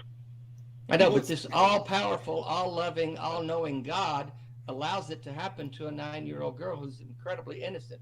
Are you okay with a God that allows that? Yes, Dave, but you were a Christian for a long time, and you know that God has to give us the free will to make bad decisions. No. Oh, does he? So God is more interested in giving the rapist free will than he is protecting an innocent girl. Well, that's why he gives us his law, but you don't seem to like the law. No, I don't seem to like a God that allows that. I'm not interested in the fucking law. But I'm interested in a God who does what's right. Command that. Pardon? Doesn't he command that not to happen, though? But he could have stopped it. He did that. He could have stricken the guy dead like he did Ananias and Sapphira in the book of Acts, because they stole money from God. He killed them. Why couldn't he kill this rapist? Yeah, but God could also stop the millions of abortions that happen every year too. But oh, you're deflecting we're now. gonna sidestep. Yeah, we're You're gonna sidestep the issue. deflecting now, David. You got a great name, but you need to think through your arguments a little better, because that God is repugnant to me. If he can do something, I'm more moral than that God, because if I'm standing around watching that, and I don't have arms that work, but I would do my fucking best to stop that rapist. But I was trying to talk about God's omniscience, and you're trying to take me into morality. But do you think your morality is superior to God's? Yeah. Absolutely, I do. The God of the Bible, 100% better. Why don't you stop the rapist? Why don't you stop? I could. Why don't you? If I saw one working right now. Dave's not omniscient or omnipresent. Yes. Show me a rapist right now, and I'll go fucking stop it. Good grief! I hate to do this, David, but every single thing that you're saying, it falls apart if you think about it for like a second. Okay, you're saying that God can't intervene in human affairs because it would somehow violate their free will. But if you read the Bible, there's all kinds of examples of this God intervening in human affairs. But now, for some reason, he can't. It's okay when Jesus is walking the earth to perform miracles. It's okay, like Dave said, for God to strike down people who steal from him in the book of Acts. It's okay for God to intervene all over the place. But now it's a problem. Do you see why this is nonsense? Well, yeah, but you seem to be misapplying it here, because God seems to intervene when people call upon him, okay? And you don't... I just said this girl is calling upon him. In my scenario, the girl was calling upon him for help. Yeah, but you're giving me a hypothetical, Dave. I'll tell you what. this Walk into happens all the time. Sadly, walk it's into not any hospital hypothetical. anywhere in America, and you will find terminally ill people calling out to God, and nothing is going to happen for them. They're going to die. Their pain is going to stay where it's at or get worse. David, I hope you can think through your ideas a David should be ashamed. little better, because if I can change my mind after 37 years as a Christian, you can too. And I really hope you think through some of these arguments, because they're okay. Well, if you can't, then we'll see. That's a shame. A Christian for All right. years. Bye-bye, David. Huh? Okay. Well, I guess thanks we for lost your him. call, All David. right. Yeesh. I got a little pissed there. I Sorry. understand. No, I get it. And the idea that the book is Stuff the evidence drives for me the book. fucking crazy. Nah, Oh my yeah. God, that. Yeah. Wow. All right, let's move on. Jeez, what do we got here? Atheists not helping with social problems in society. Are you serious? Yeah, Wanna we want to take talk to Jeff? that guy? Let's do it. Jeff in California. Let's go. All right. Jeff in California. Yeah, the note says you want to talk about atheists not helping with social problems in society. How can we help? Well, I was just wondering. I listened to this show once. Okay, I'm just going to say, okay, this is going to go so bad. It is clearly rubbish, and yeah, I'm predicting. I think I've predicted right so far. I'm going to predict that this guy is not great. A while, really smart people on it, and I said, well, why don't they take their intelligence and put it to something constructive, like they do. We've got so many social problems. How does Jeff know what they do and don't do? Has he looked into it? Does he have evidence? Does he know about what the Catholic Church do to little boys? Because they're helping themselves. We have problems with the police interacting with ADOS people. We have Israel-Palestine issues. We have a homeless crisis out here in Los Angeles. So we'll basically dump all of the world's problems on atheists. I was wondering. So that's why I wanted to ask you. Well, how do you know atheists aren't putting their talent and intellect to help with social problems? Why do you make the assumption that there aren't atheists doing that? Well, I go to an atheist group out here, Atheist United. It's the big shot out here in Los Angeles. And one thing I notice about being around atheists for many years, the first thing in any conversation they say, as an atheist, they could tell you that they're atheists. They could tell you who their big shot thinkers are, like Christopher Hitchens, Richard Dawkins, etc. So in other words, if there was somebody that was an atheist that's come up with some of these solutions, I would have heard about it from these guys, because they'd be like, here's our guy. This guy, he come up with the plan for Palestine, but no one wants to him. So is your argument that because in the local atheist group that you check out in LA, you're not hearing people pitching solutions to social problems? Is your argument that that means that there are not atheists anywhere attempting to work with social issues? No, I don't have an argument. I had a question.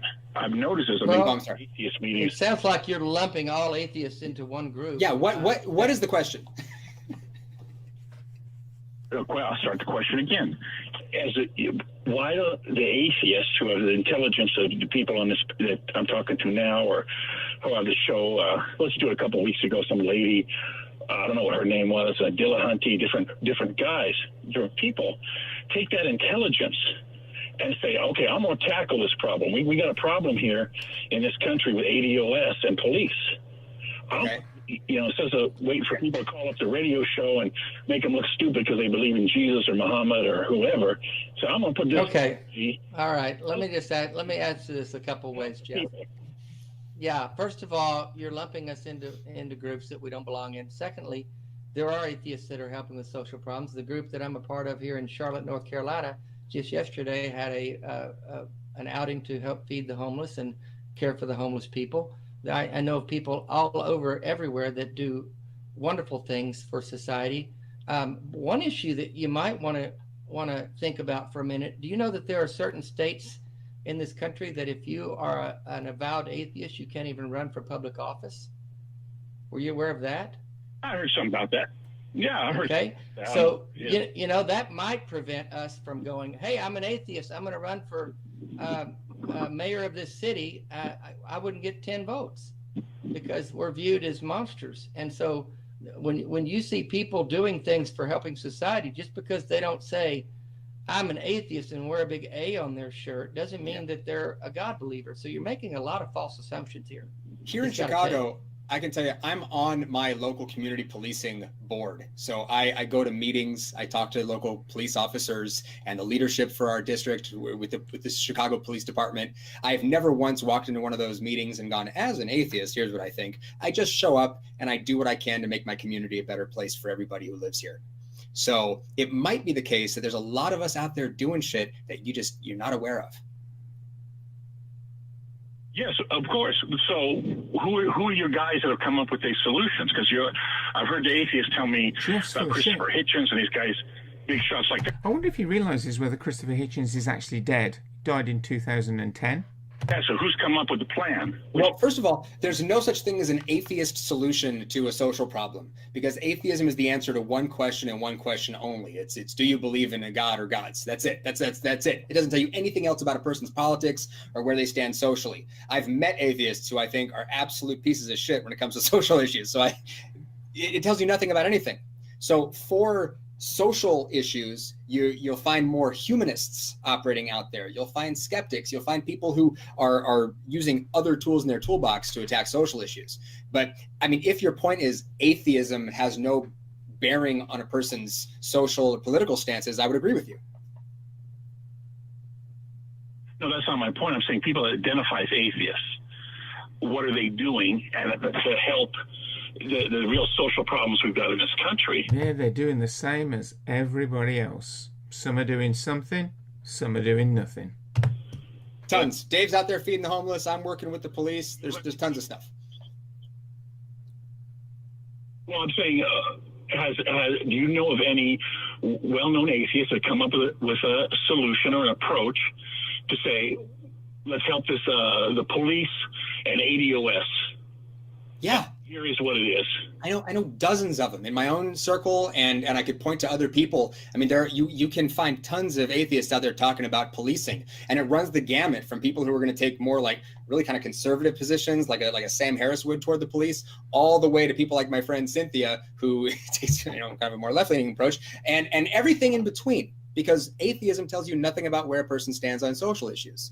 So I'm not sure exactly what you're getting at, because you will find atheists are out there doing work in their communities. Yeah, being way too. So I'm not sure what you're really talking about. There's no Pope of atheism for us to point to and be like, oh, well, the Pope of atheism issued a ruling on what we're supposed to do about police brutality. That's not a thing. Yes, I know that. I'm just saying it's people that identify as atheists. Would one of them have come up with an approach on how to deal with these issues? And I'm sure you guys, since you were connected, would say, yeah, we know this one guy down in Georgia. He's a atheist guy, and this is just unbelievably tedious. What he's come up with. Well, who is that guy? What is his plan?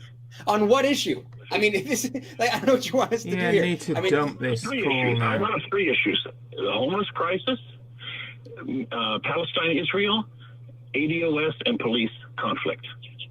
You can feel free to search for atheists and their positions on those things. You'll find there's dozens of things out there. We're not here to speak for anybody else.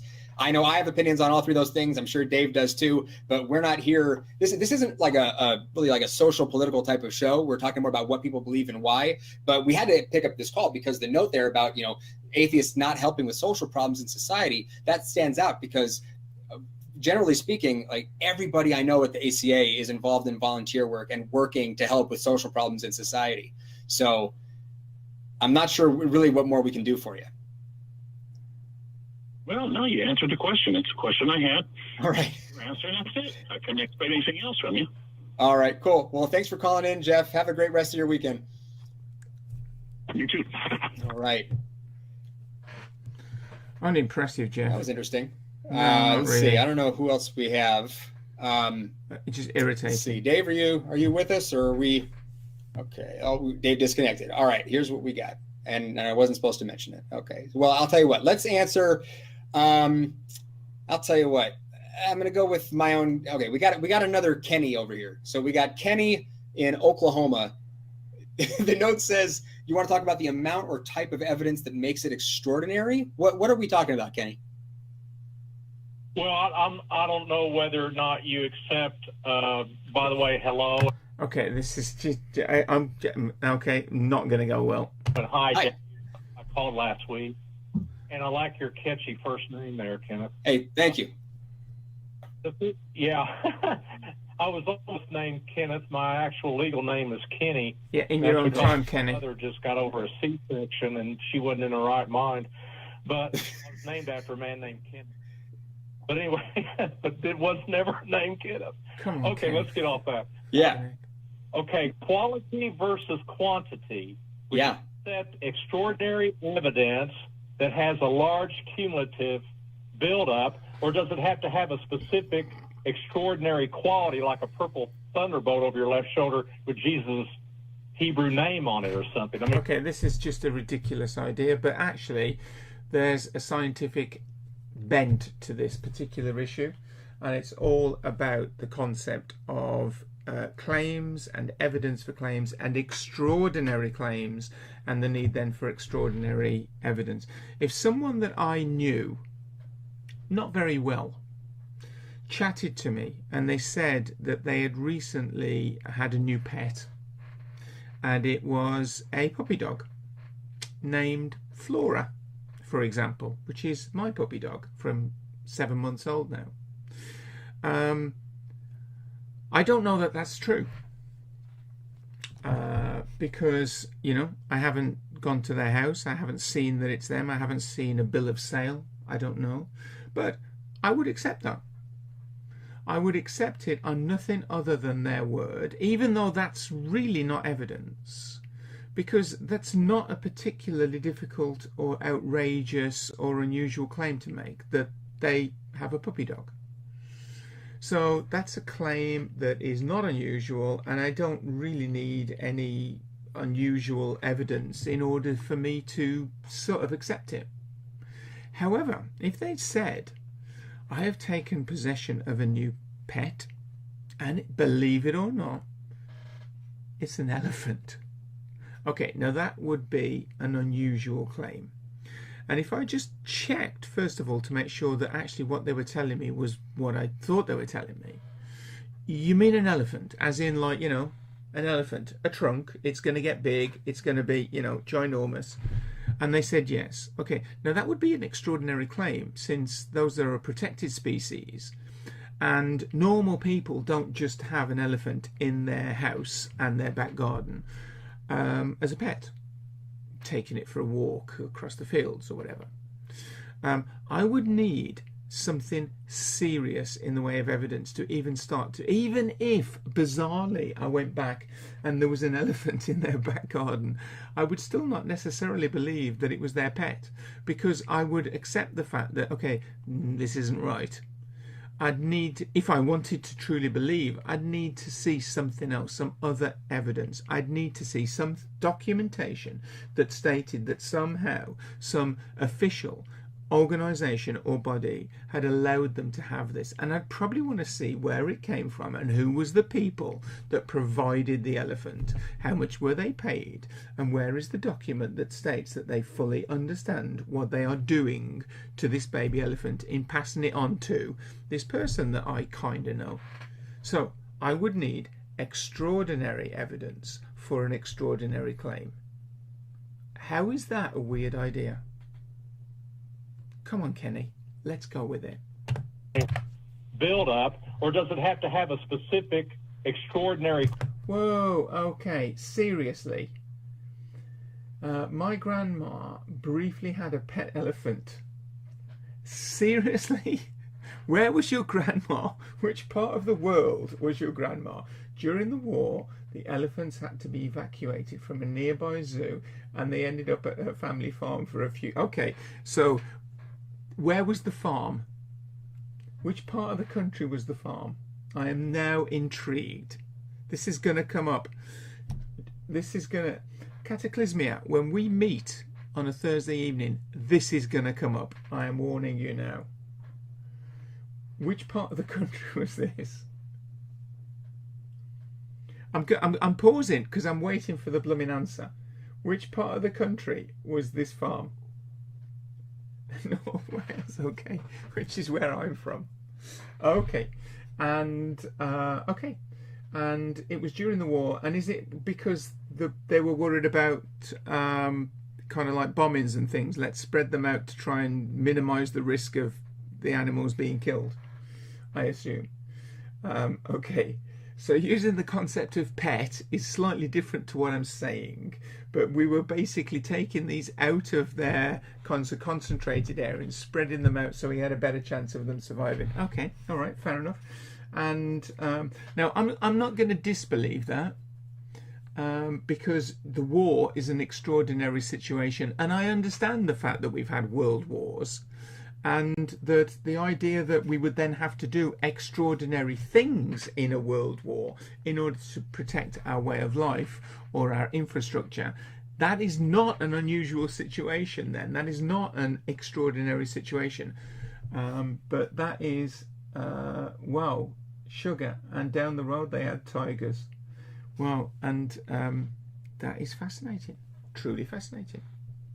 Cumulative build-up, or does it have to have a specific extraordinary quality like a purple thunderbolt over your left shoulder with Jesus' Hebrew name on it or something? I mean, how do you define or quantify or... Excuse me. So you're using the term extraordinary, and I'm wondering if you're referring to there's a quote that's been around forever about extraordinary claims require extraordinary evidence. Is that what you're pointing to? Yeah. Yeah, I think it is. Okay. I'll just tell you, between the two of us, I mean, nobody's watching this, it's just us. I don't think that's a legit thing. Okay? It's so is. Hey, Jay Speck. I care more about. So you may have heard earlier in the show, I was talking about, to me, evidence is anything that can be used to demonstrate that a claim is true. Okay, it doesn't have to be extraordinary. It just has to meet that threshold of we can use it to demonstrate that the claim is true. As long as it does that, it's evidence to me. So. I don't know if that. But they'll go hand in hand, won't they? Would you? Yeah, it does, because I obviously read some Wikipedia thing on you wrong because I didn't know anything about you. So I looked you up on me, so I could come up with a question just for you. But okay, obviously I didn't understand anything I was reading, or it was wrong. Okay, so here's the deal. Would you agree? You and Dave both agree that the majority of the people in the world right now are spiritual, if I use a definition of spiritual to mean individuals have the capacity to transcend themselves to find some additional meaning or purpose in life. Not the meaning or purpose, but ill-defined. Just additional meaning and purpose in life. They can transcend themselves and go to something else. They can be a tree hugger.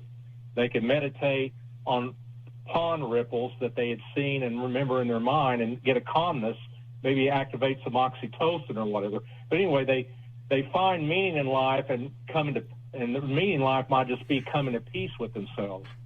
But can you acknowledge that people can actually be spiritual in that sense of transcending themselves in some way to add to meaning and purpose in life? Dave will not be impressed with this.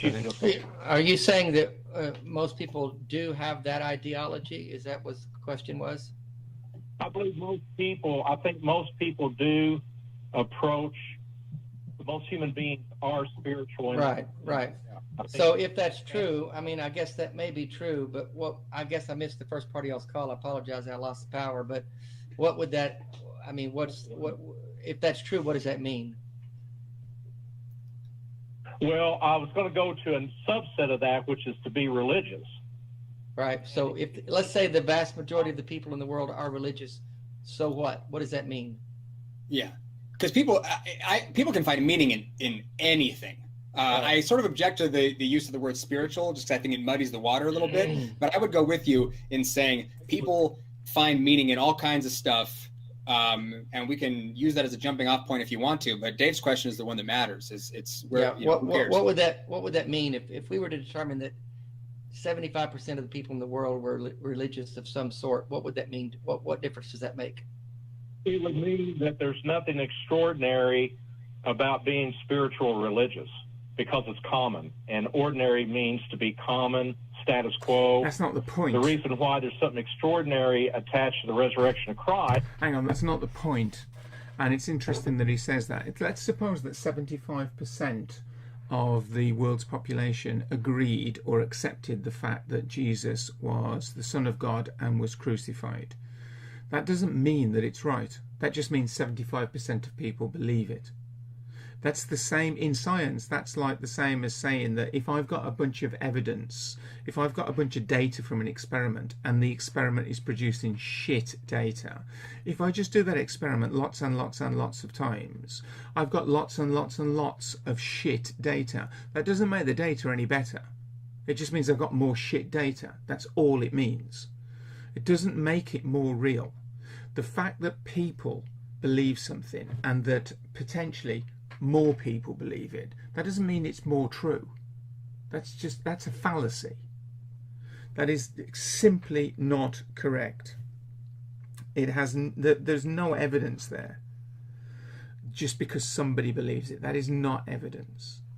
The idea that Kenny seems to be suggesting that because, let's say, we'll go with the 75% of people believe in the crucifixion of the Son of God, that therefore means that it's true or it's evidence. That's not evidence at all. That could just mean that 75% of people on the earth are stupid. I'm not saying they are, I'm just saying it could mean that. That is more likely than there was a God that was crucified and somehow the crucifixion would kill an omnipotent, omnipresent God, which also doesn't make sense. Spiritual religious, because it's common, and ordinary means to be common, status quo.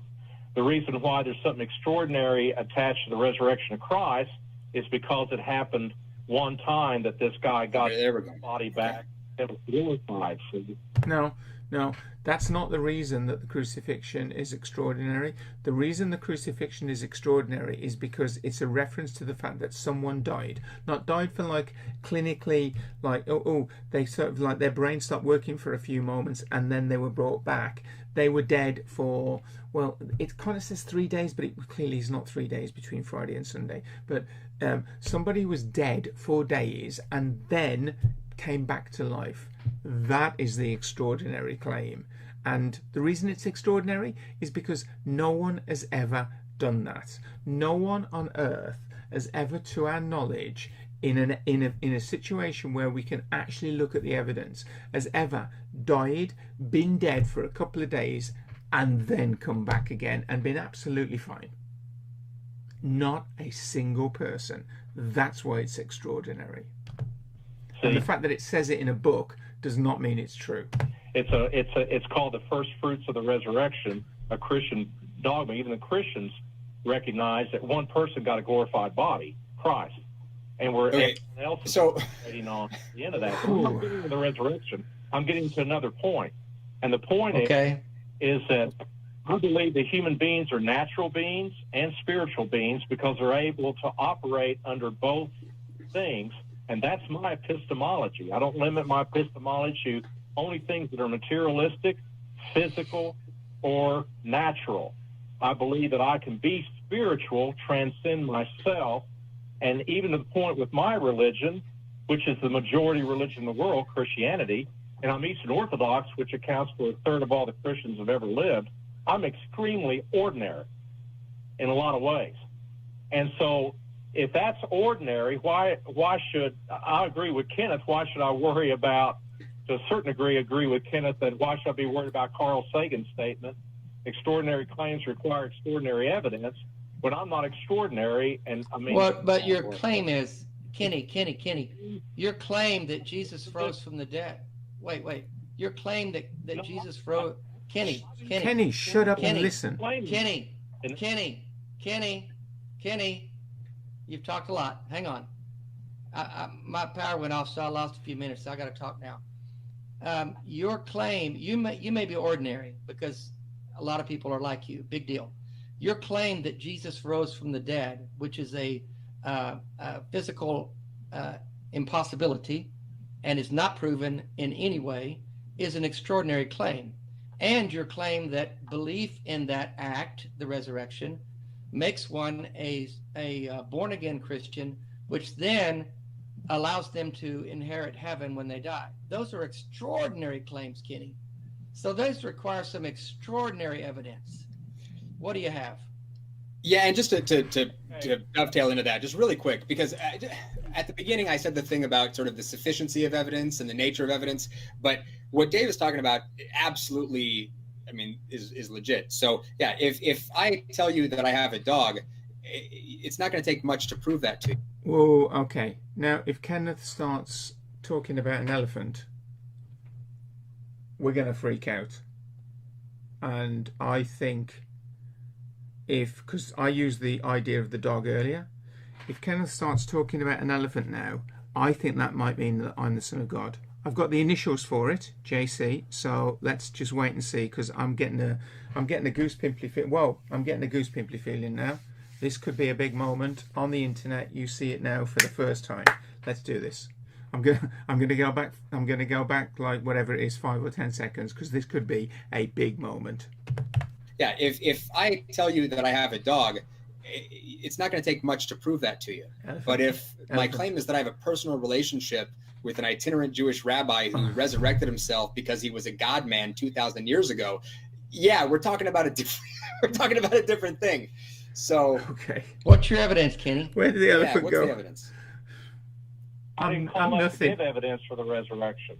I called up to make it to make spiritual things possible to a human being, that it's natural in far as being intrinsic for us to be able to comprehend spiritual and natural things. Kenny's just full of crap. Well, that's the idea that a lot of the world is religious means nothing to me. Yeah, I think religion was created years ago by ignorant people because they wanted to make sense of the world around them and didn't know what lightning was, and so it doesn't mean anything that people are religious. I want to talk about epistemology, not the resurrection of Jesus Christ. But well, you brought that in. Let's dig into the epistemology. I feel like a mosquito at a nudist colony. Like I don't even know where to begin. Okay, so your epistemology sounds like it's a lot of people believe something, so it's true. Is that where you're going, or am I completely missing the point? My epistemology is based on, you've heard it said that Christ referred to himself as the way, the truth, the life. Truth is that which corresponds to reality. Okay. I see that some people have a limited view of what reality can be. What I would say, why beings all over the world go beyond classifying reality, way beyond you and Dave.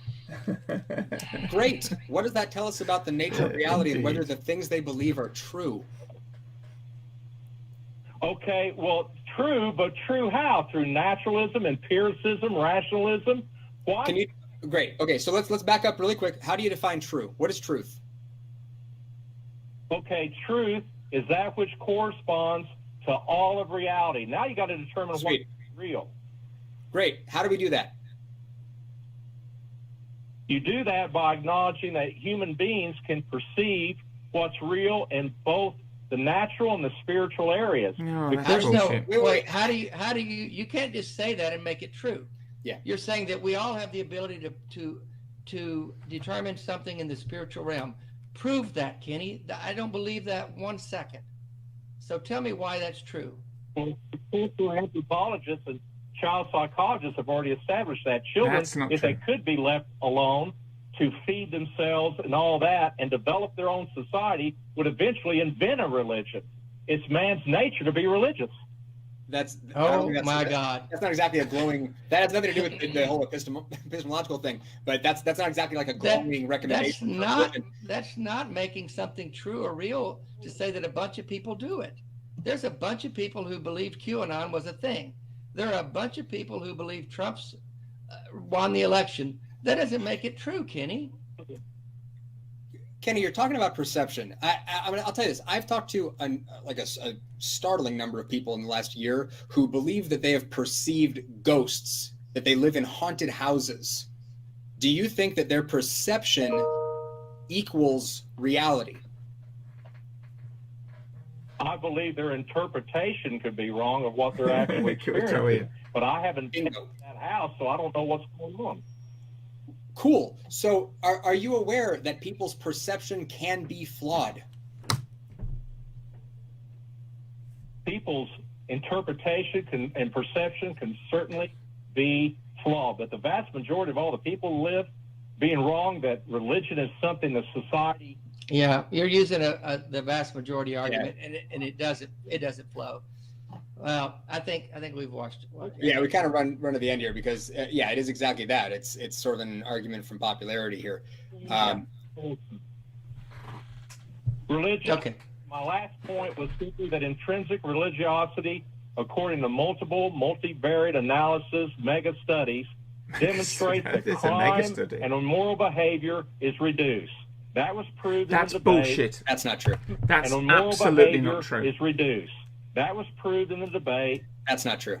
Jones. No, That's not true at all. You're wrong. You might want to take a second look at that research. Kenny, we're going to let you go. Have a great rest of your weekend. That's simply it's the idea that the most moral places on earth are the ones that are more religious is absolute bullshit. That's simply not true.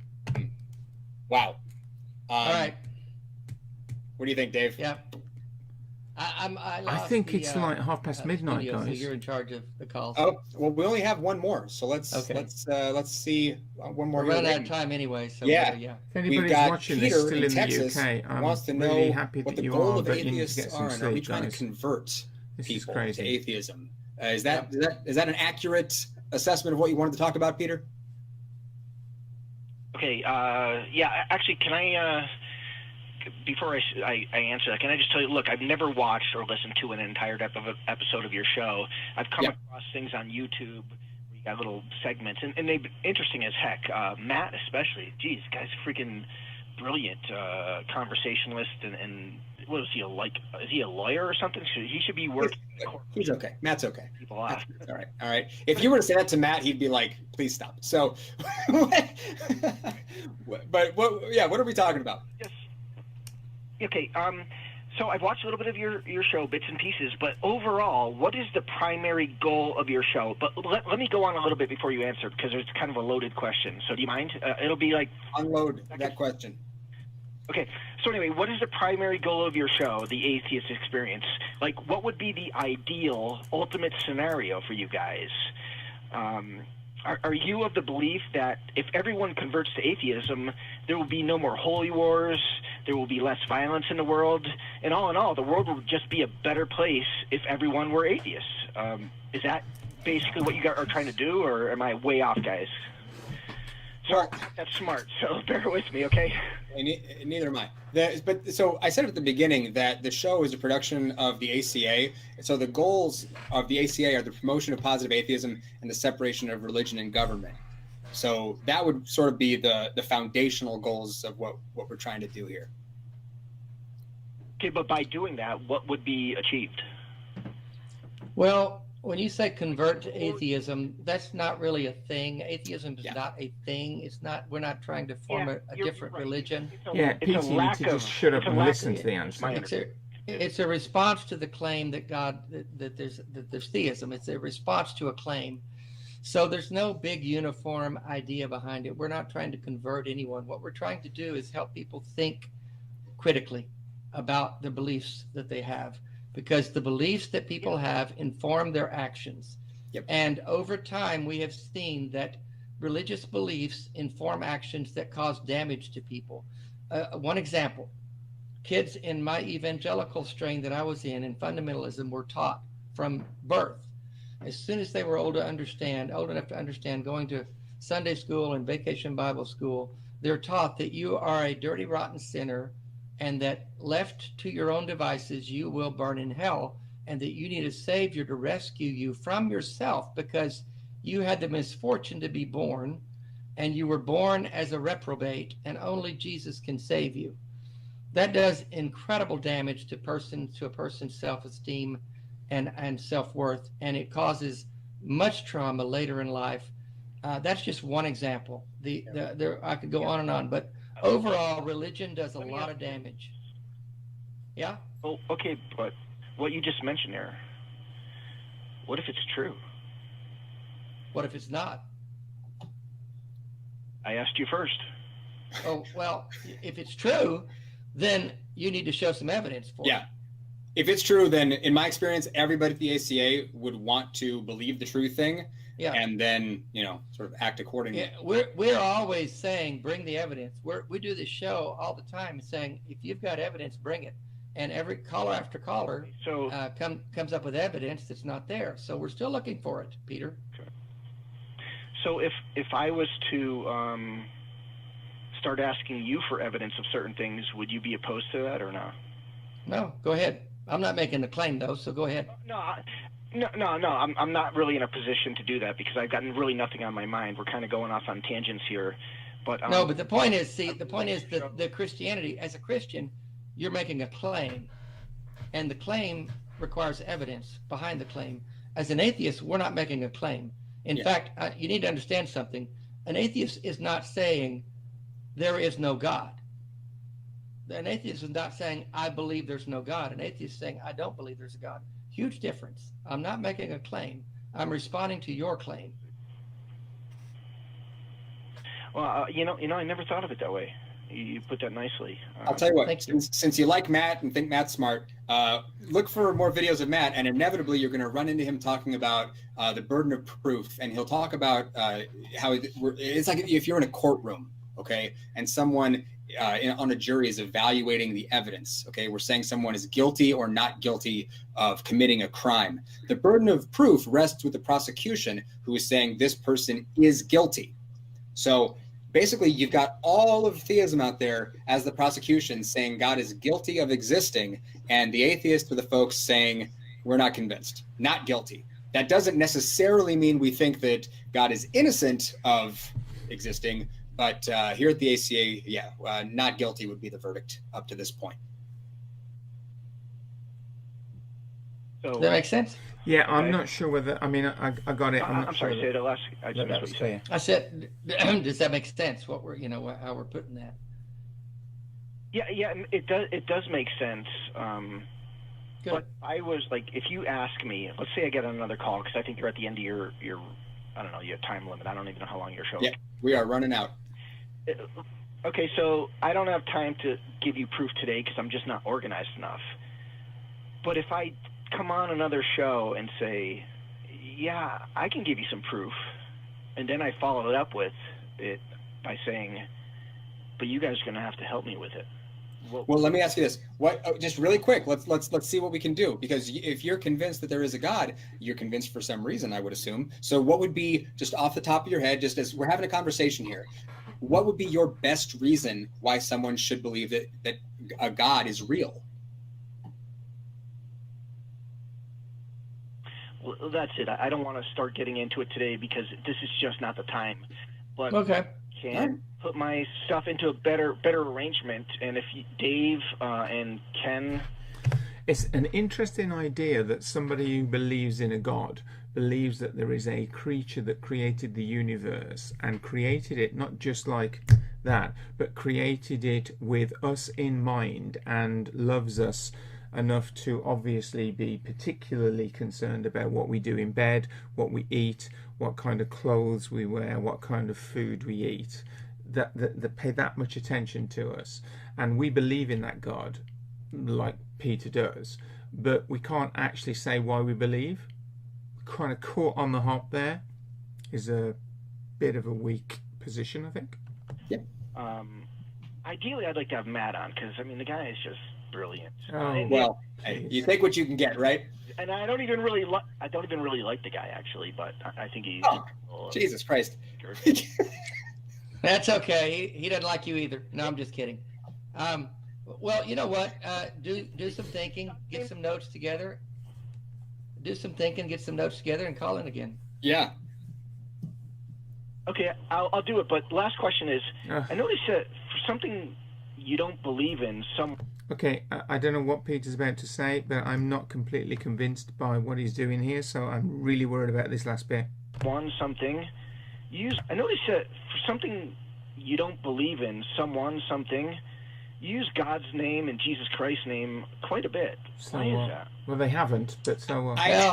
I say Jesus Christ a lot when I'm upset. So what? It's just a. Would you use your mother's name as a cuss word? No. Why, my mom why? exists though. And I'll tell you, when I was a believer, I never ever did that. But now, yeah, if I stub my toe, it's Jesus Christ. I mean, it's become a thing. It's fun to say. You should try it. Yeah. Because in my mind, I might as well be saying like Johnny Appleseed. Like it's not like a real thing. It's just when, an explanation. When you don't believe someone's there, you're not worried about offending them. Yeah. What? Of course. You just said Johnny Appleseed's not a real thing, and I just said, but then again, to you guys, God's not a real thing either.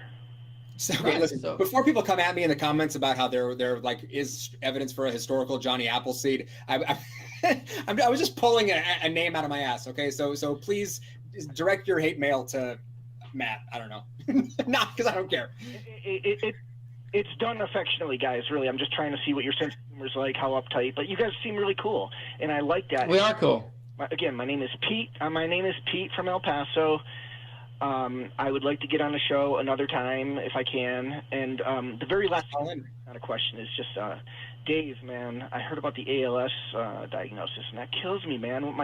I'm sorry about that. I wish I could do something to help you. I tell you, I'm going to pray for you. That's no good. I know that in your mind. Someone else with ALS. Thanks, though. And I'm sorry. And anyway, last thing, what can I do to help you?